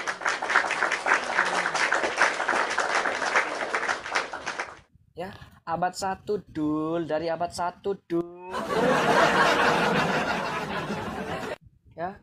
Dia udah pakai itu, ya. Mereka sudah pakai bahasa itu. Dan perhatikan, bukan hanya satu bahasa. Di sini juga dijelaskan mereka ini menggunakan bahasa yang bahasa yang jamak. Misalnya Yunani, Nabatea, Safaitik, Latin, Arab. Tuh, ya. Artinya mereka ini pinter-pinter bahasanya, bukan kayak kamu mabok satu bahasa. Ya, mereka ini bisa. Oke, nah, Ummul Al-Jimal di wilayah utara Jordania saat ini melestarikan sisa-sisa pemukiman pedesaan yang berkembang secara organik di lokasi pemukiman Romawi sebelum sekitar abad ke-5 Masehi dan berfungsi hingga akhir abad ke-8 Masehi saat pemukiman permanen di lokasi tersebut berakhir. Oke, ya. Nah, beberapa contoh bangunan militer tipe Kekaisaran Romawi sebelumnya yang terpelihara dengan baik yang dimasukkan ke dalam struktur kota pada periode Bizantium setelah dialih fungsikan. Ya, jadi dari abad ke-5 sampai 8. Ya, ini wilayah yang pernah dikuasai oleh Romawi. Makanya mereka menggunakan bahasa Yunani. Karena jajahannya Romawi, itu bahasa internasionalnya adalah bahasa Yunani. Kalau untuk bahasa administratif, dia memang menggunakan bahasa Latin. Makanya tadi di sini setelah kita cek and recheck, dia juga menggunakan bahasa Yunani sekaligus juga menggunakan bahasa Latin. Ini pentingnya belajar sejarah, Dul. Ini pentingnya kamu belajar sejarah. Jangan kau bilang orang Kristen maling, orang Kristen maling. Ternyata maling teriak maling.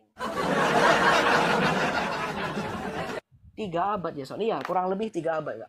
Ya, ini situs UNESCO ya, UNESCO. Ya. Itu loh. Memang sakit kali ya. Memang fakta ini menyakitkan sekali ya. Fakta pun tidak fakta ini pun tidak ada yang memihak kamu karena memang punyamu bukan fakta tapi dongeng ya. Sekarang saya mau cari ini dulu. Perhatikan. Nih, perhatikan ya. Perhatikan, kita baca dari sini nih. Oke, kita lihat ya. Ini tadi kan dari abad ke-5 sampai abad ke-8 Masehi. Oke ya. Nih, saya akan zoom out dikit nih. Saat pemukiman permanen ini terdiri dari kelompok rumah bertingkat. Perhatikan, yang bangunan-bangunan ada dari abad ke-5 Masehi ini tadi apa saja kita lihat. Terdiri dari kelompok rumah bertingkat dengan halaman yang disusun dalam 3 lingkungan. Kota ini mencakup 16 gereja dengan berbagai jenis.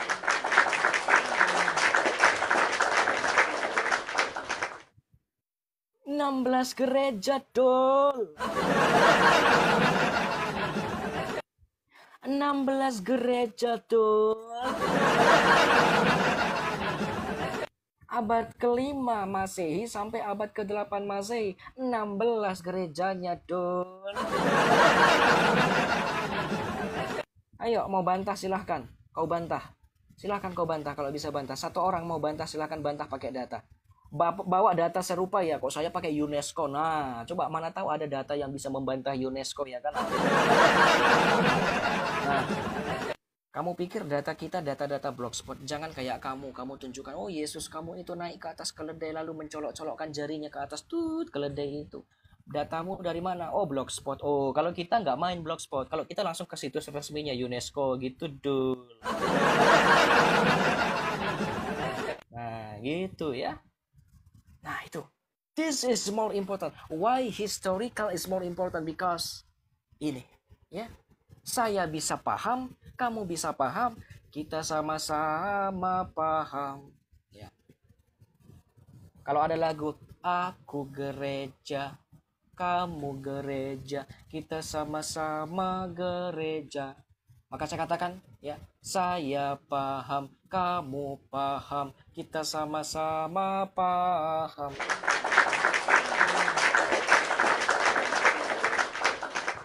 Oke ya, paham ya. Nah itu dia. 16 gereja berbeda, jadi sudah berapa aliran pada waktu itu, Bang? Di sini tidak dibahas aliran. Tetapi gereja itu selain aliran, misalnya kalau dibilang perpecahan-perpecahan mungkin ya. Sorry. Selain dari perpecahan atau skisma-skisma, gereja itu juga punya liturgi-liturgi, beberapa liturgi atau ritus-ritus ya. Ada ritus-ritusnya juga. Tapi di sini nggak dibahas karena ini kan bukan, UNESCO itu tidak membahas tentang teologi, tidak membahas tentang skisma. UNESCO ini kan umum. Jadi dia hanya memaparkan data. Dan di sini ada 5 gereja, di sini ada 16 gereja di mana gerejanya ini beragam. Gitu ya. Jadi di mana gereja ini beragam. Nah, yang kita kritisi di sini bukan spesies gerejanya, bukan jenis gerejanya. Yang kita kritisi di sini bagaimana kekristenan di Arab itu bertumbuh. Ya, dan sudah ada sejak abad ke-5. Bahkan tadi kan saya tunjukkan bahwasanya strukturnya itu malahan berasal dari abad pertama Masehi. Ya, memang ini kan berkembangnya di abad ke-5 sampai abad ke-8 ya kan. Nah, saya nggak tahu di abad ke-8 ini apakah pergantian kekuasaan atau perang-perang, saya nggak tahu. Memang kita lihat ada 3 abad kurang lebih di sini. Tetapi kita lihat strukturnya yang tadi ini pertama, perhatikan. Struktur paling awal yang ditemukan di Ummul Al-Jimal berasal dari abad pertama Masehi. Artinya di abad pertama pun sudah ada di sana.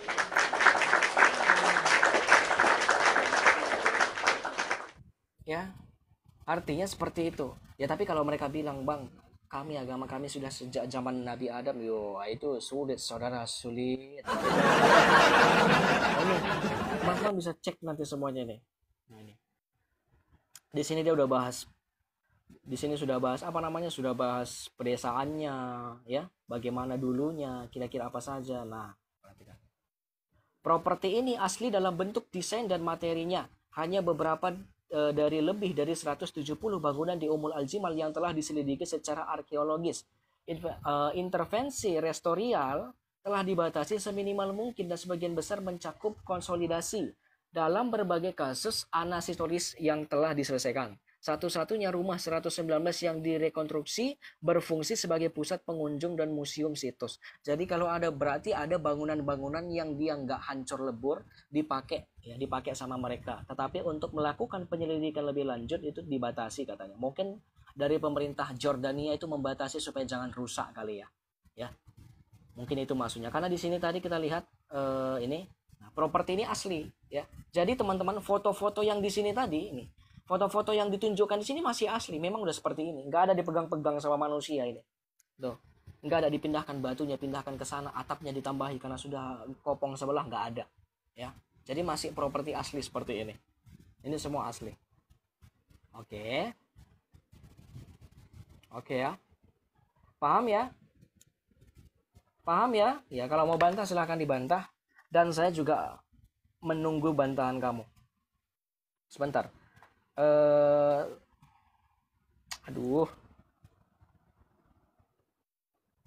Abad ke-5 ada kamera canggihnya. Abad ke-5 nggak ada kamera, ya. Yang abad ke-5 itu adalah bangunannya dari abad ke-5. Fotonya ini dari tahun 2021, Pak. Ya Allah. Ya, yang ada di abad ke-5 itu mozaik, ikon atau lukisan, bukan foto, Pak. Kalau ada foto, mereknya apa di sana? Mereknya Decius, mereknya Cornelius V20. Ya. Sebentar ya. Oke. Oh, paham ya teman-teman, sudah ya, paham ya? Jangan blogspot pula nanti yang bantah ya. Oke. Sampai di sini ada yang apa? Ada yang tidak dipahami atau kurang dipahami, baik kita jalan-jalan ke tempat yang lain. Ada nggak? Saya akan sekalian nyari salibnya ya. Nanti kan takut sekali. Oh, itu bukan gereja, buktinya si Serafim katanya ada salibnya, nggak bisa ditunjukkan salibnya. Nah, besok kalian saya cari gambar salibnya. Ya. Kalau Saracen ini nggak ditunjukkan, dia nggak percaya, karena Saracen adalah spesies manusia paling ini ya, paling tidak percayaan di dunia ini. Jadi kita akan cari. Oke. Aku gereja, kamu gereja, kita sama-sama gereja. Gereja bukanlah gedungnya. La la la la la la la. Bukalah pintunya, lihat di dalamnya, gereja adalah jemaatnya. Nah, puji Tuhan, Tuhan menjawab doa saya.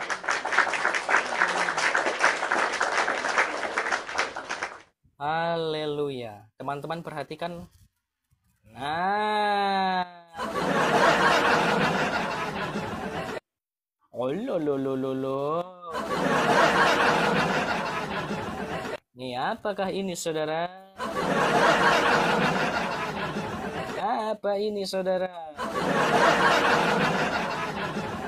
Ayo. Ya, ini adalah salib. Ya.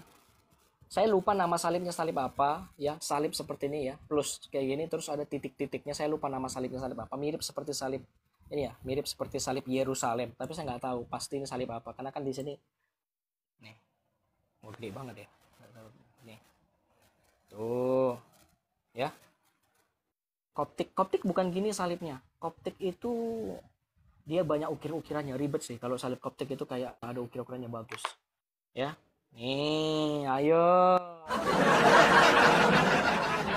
Nah, gereja barat, gereja Numerianos. Tuh, gerejanya ada banyak, bukan cuma satu. Nih. Apse gereja ini dipagari dengan batu besar pada masa Umayyah. Area fokus tengah lingkaran gereja yang berisi altar mengarah ke timur, ya. Altarnya mengarah ke timur. Perhatikan, altar mengarah ke timur. Maka ini jelas gereja-gereja timur. Karena sampai hari ini gereja timur itu kiblatnya ke timur. Ya, oke. Sampai hari ini gereja-gereja timur itu kiblatnya ke timur. Dan ini juga sama, ya. Dari mana Kristus kembali ini? Berisi altar mengarah ke timur, arah dari mana Kristus akan kembali. Beberapa ahli berpendapat bahwa pemblokiran ini dilakukan untuk mengalihkan fokus bangunan dari timur ke selatan, yakni arah ke Mekah. Jadi gerejanya ditutup supaya nggak kelihatan Kristennya, supaya mereka cuma tahu ini loh, ini kata sejarawan bukan kata Serafim loh.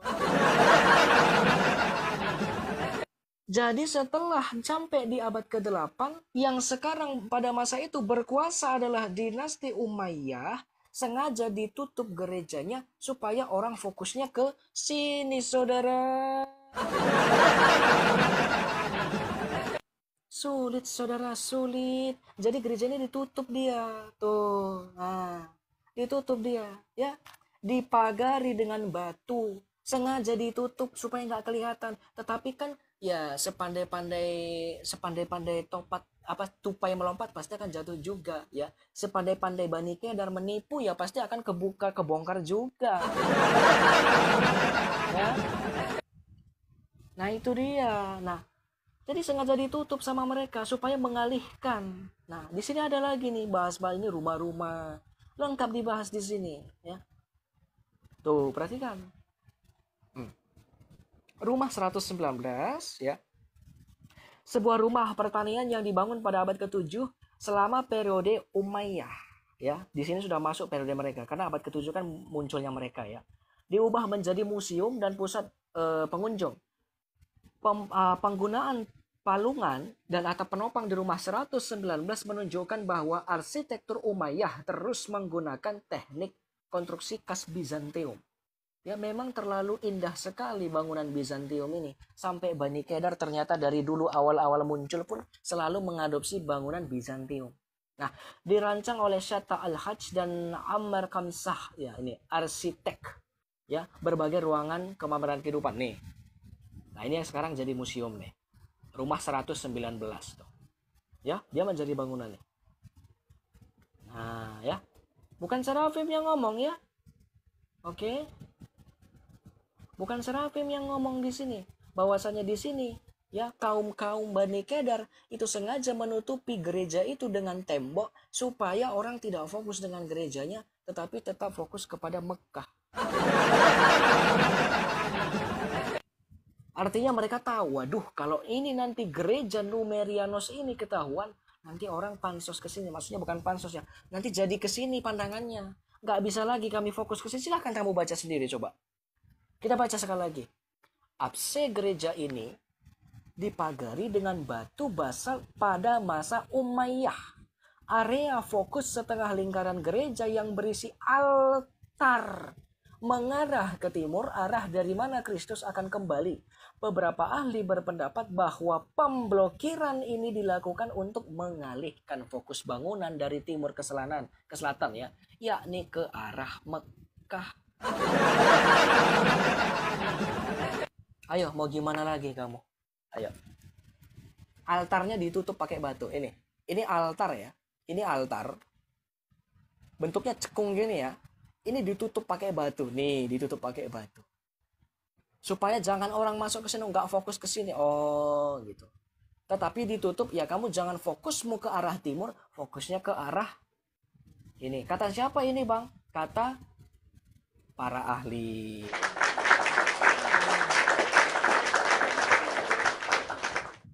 Perhatikan, lalu ada gereja barat, dibangun pada akhir abad ke-6 di luar tembok area pemukiman utama Bizantium. Ya. Lengkungan monumental yang tersisa mendefinisikan sebagian tengah dan lorong selatan. Pada pilar, ya, di latar depan foto dapat dilihat sebuah salib berukir dengan desain tertentu. Ya, diulang pada pilar dan lengkupan di sekitar gereja. Gereja barat mungkin digunakan oleh para biarawan daripada oleh warga yang dapat disimpulkan dari lokasinya dan fakta bahwa gereja tersebut memiliki makam yang berdekatan dan waduknya sendiri. Jadi ini jelas gereja karena ini salib dan inilah sisa-sisanya. Kamu mau bilang apa lagi? Mau kau bilang ini masjid? Ayo, mau kamu bilang ini masjid, silakan. Tadi yang bilang saya berbohong, silakan kau naik ke atas, silakan. Ayo silakan kau naik ke atas, saya tunggu. Kalau tidak bisa, seperti yang saya katakan tadi, berarti kamu sedang mensyiarkan agamamu dengan cara bertakiyah. Ya.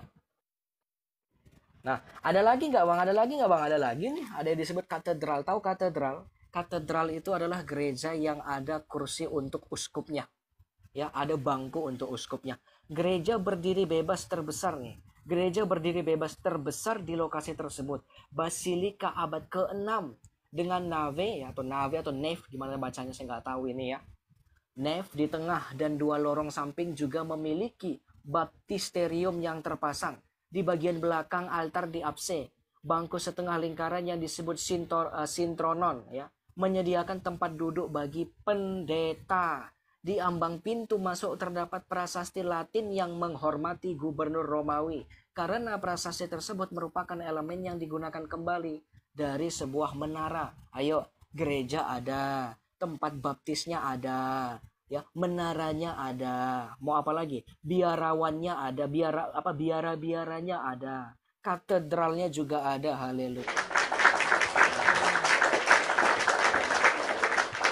Selain dari gereja katedral ada lagi dong, gereja ganda lagi ada lagi dong. Masih banyak dong nih gereja ganda. Gereja kembar pribadi yang ditempatkan di dalam kompleks perumahan. Jemaat harus memasuki halaman rumah 103 untuk mengakses pintu barat salah satu gereja. Pemandangan gereja selatan dengan lantai mozaiknya. Pemindahan tempat ibadah ke tempat pribadi merupakan tanda bahwa akses langsung kepada Tuhan lebih disukai pada akhir zaman antik. Ya, pada zaman akhir antik. Dibandingkan dengan kuil-kuil sebelumnya yang dikaitkan dengan kekuatan politik. Tuh, ini gereja ganda. Nah, sekarang masih ada dong. Aku pikir sudah selesai. Ternyata masih ada lagi gereja Bizantium dong. Aduh, ini gereja semua ya. Kok bisa ya? Kok gereja semua ya? Tapi katanya tadi Allah itu dicuri sama orang Kristen. Tapi ini kok di tanah Arab ini tadi yang pakai kata Allah gereja semua ini, Dul. Ya. Perhatikan, gereja Bizantium. Selama periode Bizantium banyak penduduk al-Jimal yang memeluk agama Kristen. Perhatikan, penduduknya itu beragama Kristen. 16 gereja pada akhir abad ke-5 sampai abad ke-6 tuh. Beberapa di antaranya dibangun di area pribadi. Misalnya di lingkungan rumah atau apa namanya di taman ya, di lingkungan padat penduduk dengan gereja-gereja yang lebih besar di pinggiran untuk ibadah umum. Gereja dikenali dari absesnya yang selalu menghadap ke timur. Gereja memiliki ruang yang lebih tinggi untuk pendeta dan ruang pertemuan utama yang lebih besar.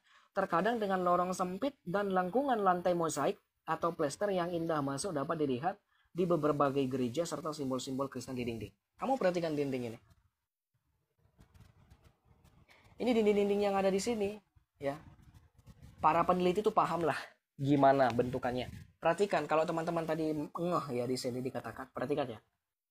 Mana tadi dari sini? Ya, perhatikan ya. Gereja dikenali dari absesnya yang selalu menghadap ke timur. Abses itu bagian ininya, bagian apa? Altarnya, ya. Gereja memiliki ruang yang lebih tinggi untuk pendeta dan ruang pertemuan utama lebih besar. Terkadang dengan lorong sempit dan lengkungan lantai mozaik atau plester. Seperti ini.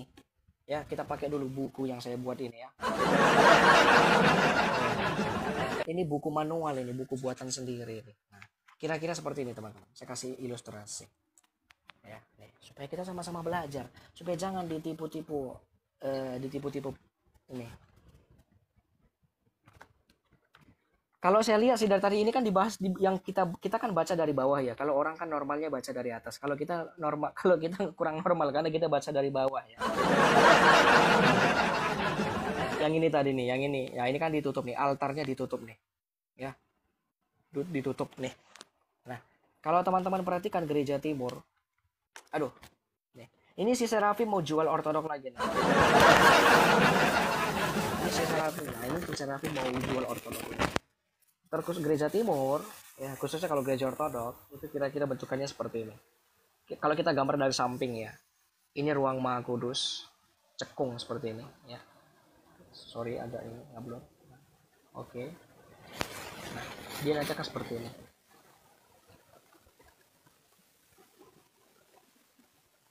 Oke. Ini ditutup pakai yang namanya ikonostasis, ya ikonostasis. Oke, ini ada 3 pintu. Di tengah ini namanya Beautiful Gate. Oh, bahasa Inggrisnya ya, bahasa Indonesia saya lupa. Ini ada pintu lagi. Di sini juga ada pintu, ya. Ini namanya ruang kudus, ruang untuk jemaat. Di sini adalah ruang Maha Kudus. Ya, di dalam inilah altarnya. Jadi yang boleh masuk ke dalam itu adalah imam. Ya, imam-imamnya atau diakon-diakonnya, diakon atau putra altar ya, yang bertugasnya ya. Dan ini hanya boleh dimasuki oleh pria, wanita tidak boleh. Sejauh yang saya tahu. Ya. Nah, ini pelataran namanya.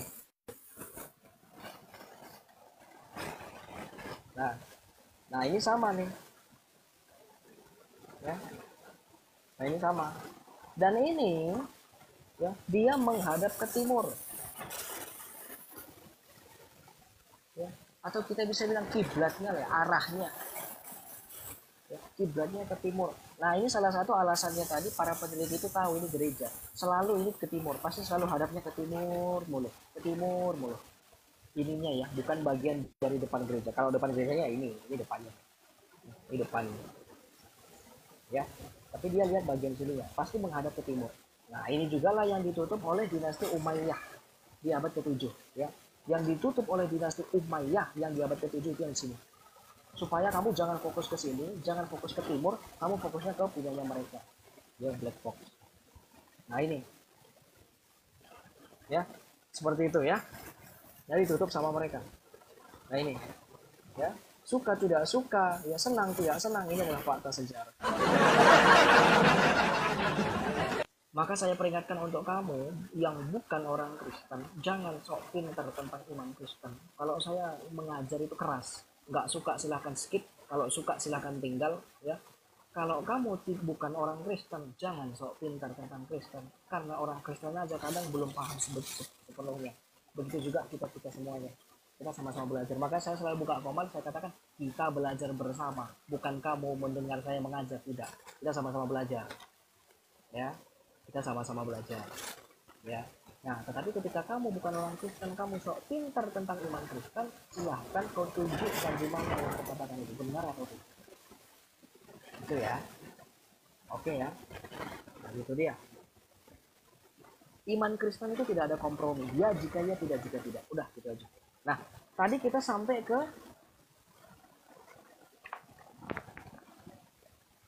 suaranya jauh. Sudah jelas suaranya, teman-teman? Oke. Tadi kita sudah sampai di ini ya, di gereja Bizantium. Coba kita lihat ke atas lagi. Nah, ini dia gambar-gambarnya tadi ya. Ini ada waduk. Ini waduk yang ada di gereja. Ini waduk gereja. Oke. Nah, ini adalah halaman rumah. Nah, biasanya mereka kalau dia membangun gereja yang kecil, dia di halaman ini. Tapi kalau dia gereja yang besar untuk pertemuan umum, dia akan bangun di jalanan yang umum. Misalnya kayak ya sama kayak zaman sekarang lah. Kalau dia memang tujuannya yang tujuannya untuk menjangkau lebih banyak orang, pasti gerejanya dibangun yang di dekat jalan raya lah. Tapi kalau dia untuk dipakai komunitas lebih kecil, pasti dia di dalam pemukiman warga juga nggak masalah yang kecil. Itulah kira-kira kurang lebih sama lah kayak sekarang, ya. Nah, ini fasad timur rumah yang ke-18, ya. Nah, ini dari kompleks rumahnya, ya. Rumah-rumah Bizantium, ya. Sebelum jatuh ke tangan dinasti Umayyah. Ya, strukturnya memang struktur Romawi. Makanya tadi di sini teman-teman lihat ini bahasa Yunani. Ya, di sini bahasa Yunani dan ada bahasa Aramaik, tuh ada bahasa Semitic dan ada bahasa Latin.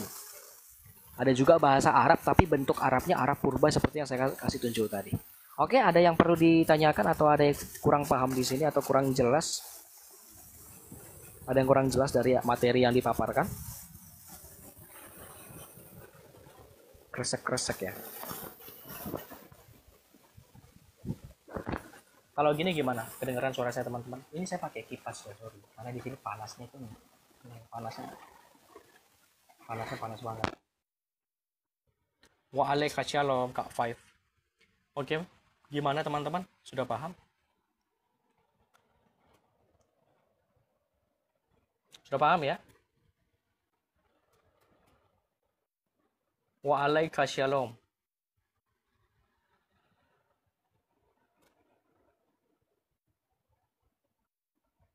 Timur lambang terang, barat lambang kegelapan. Jadi yang menghadap ke barat acaranya banyak tuh. Aduh, ya. Lanjut paham. Jelas. Oke, mantap. Bahasa harian Isa Al-Masih apa ya? Bahasa harian Isa Al-Masih saya nggak tahu. Saya nggak kenal itu. Isa Al-Masih yang mana? Saya harus tanya dulu, ini Isa Al-Masih yang mana? Kalau Isa Al-Masih yang di Al-Quran saya nggak kenal. Kalau Isa Al-Masih yang di Alkitab baru saya kenal. Ya. Karena kan ada dua Isa Al-Masih. Satu Isa Al-Masihnya yang pengecut ya, lari dia karena takut disalib. Satu lagi dia yang memenuhi penggenapan nubuatan di dalam kitab perjanjian lama. Itu ya. Kalau Isanya yang kabur, yang dikatakan di riwayat dituliskan di dalam suatu hadis, dia naik ke genteng-gentengnya bolong lah, itu bukan Isa yang saya imani. Isa yang mana dulu? Gitu. Kita harus jelas juga Isa yang mana. Oke, dan di sini pun kalau kamu lihat ikon yang ada di sini ini nggak ada Isa ya di sini.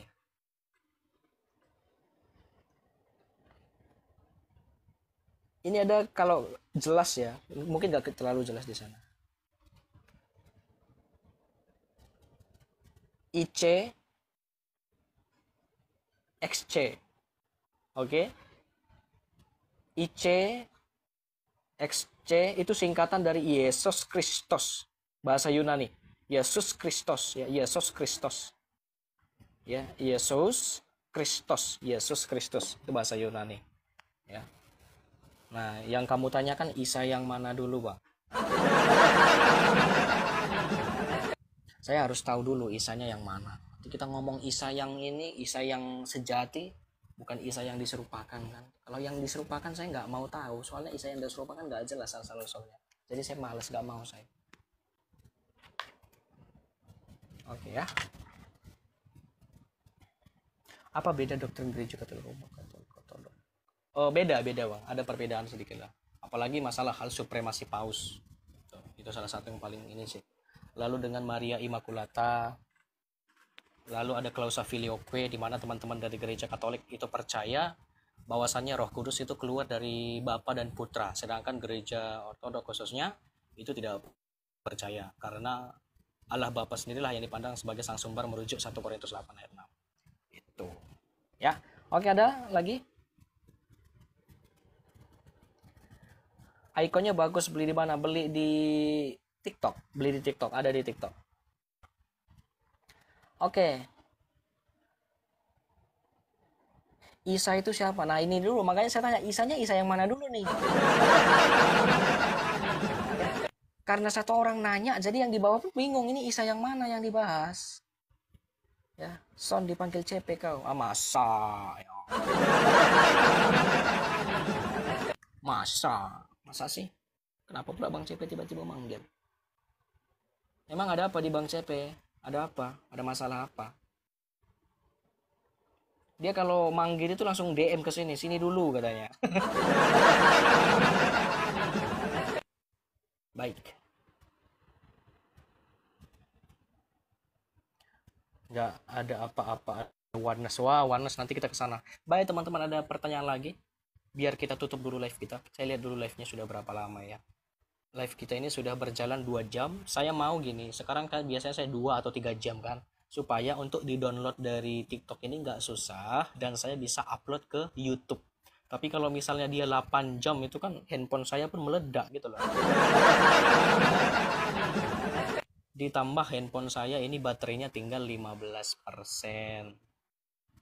Kalian nggak percaya pasti kan? Nah ini aku screenshot. Pasti nggak percaya kalian. Nah ini nih, nggak percaya kalian kan?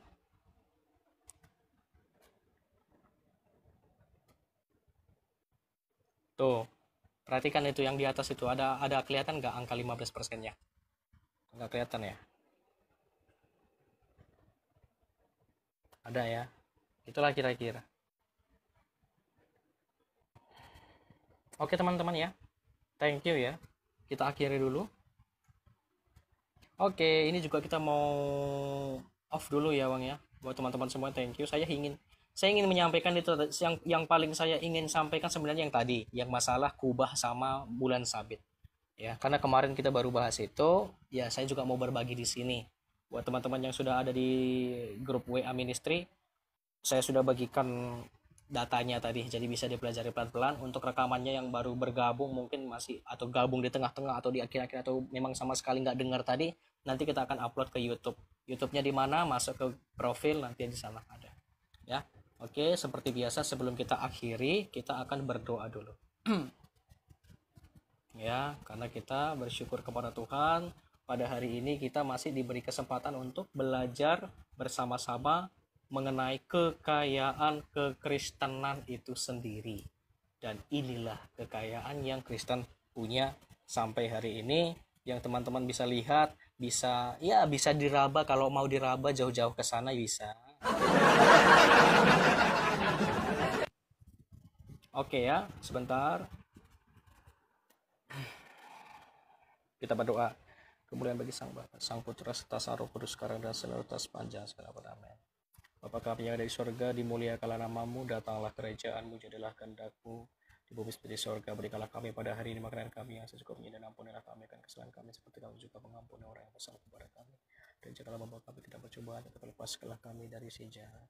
Allah Bapa yang bertata di kerja surga, kembali kami mengucapkan puji dan syukur padamu pada pagi dan siang hari Bapa. Kiranya kami dapat belajar bersama-sama melalui channel TikTok ini. Kiranya aku berkati pelayananku dan teman-teman Kristen semua sehingga berjalan dengan sesuai lancar saja dan memperkuat iman kami, memperteguh iman kami. Kami juga berdoa buat orang-orang Kristen di luar sana yang kiranya imannya sudah mulai goyah, yang Engkau kuatkan mereka Bapa. Aku juga berdoa bagi orang-orang di luar sana yang kiranya kekurangan makanan, kiranya kecukupkan, bantu mereka.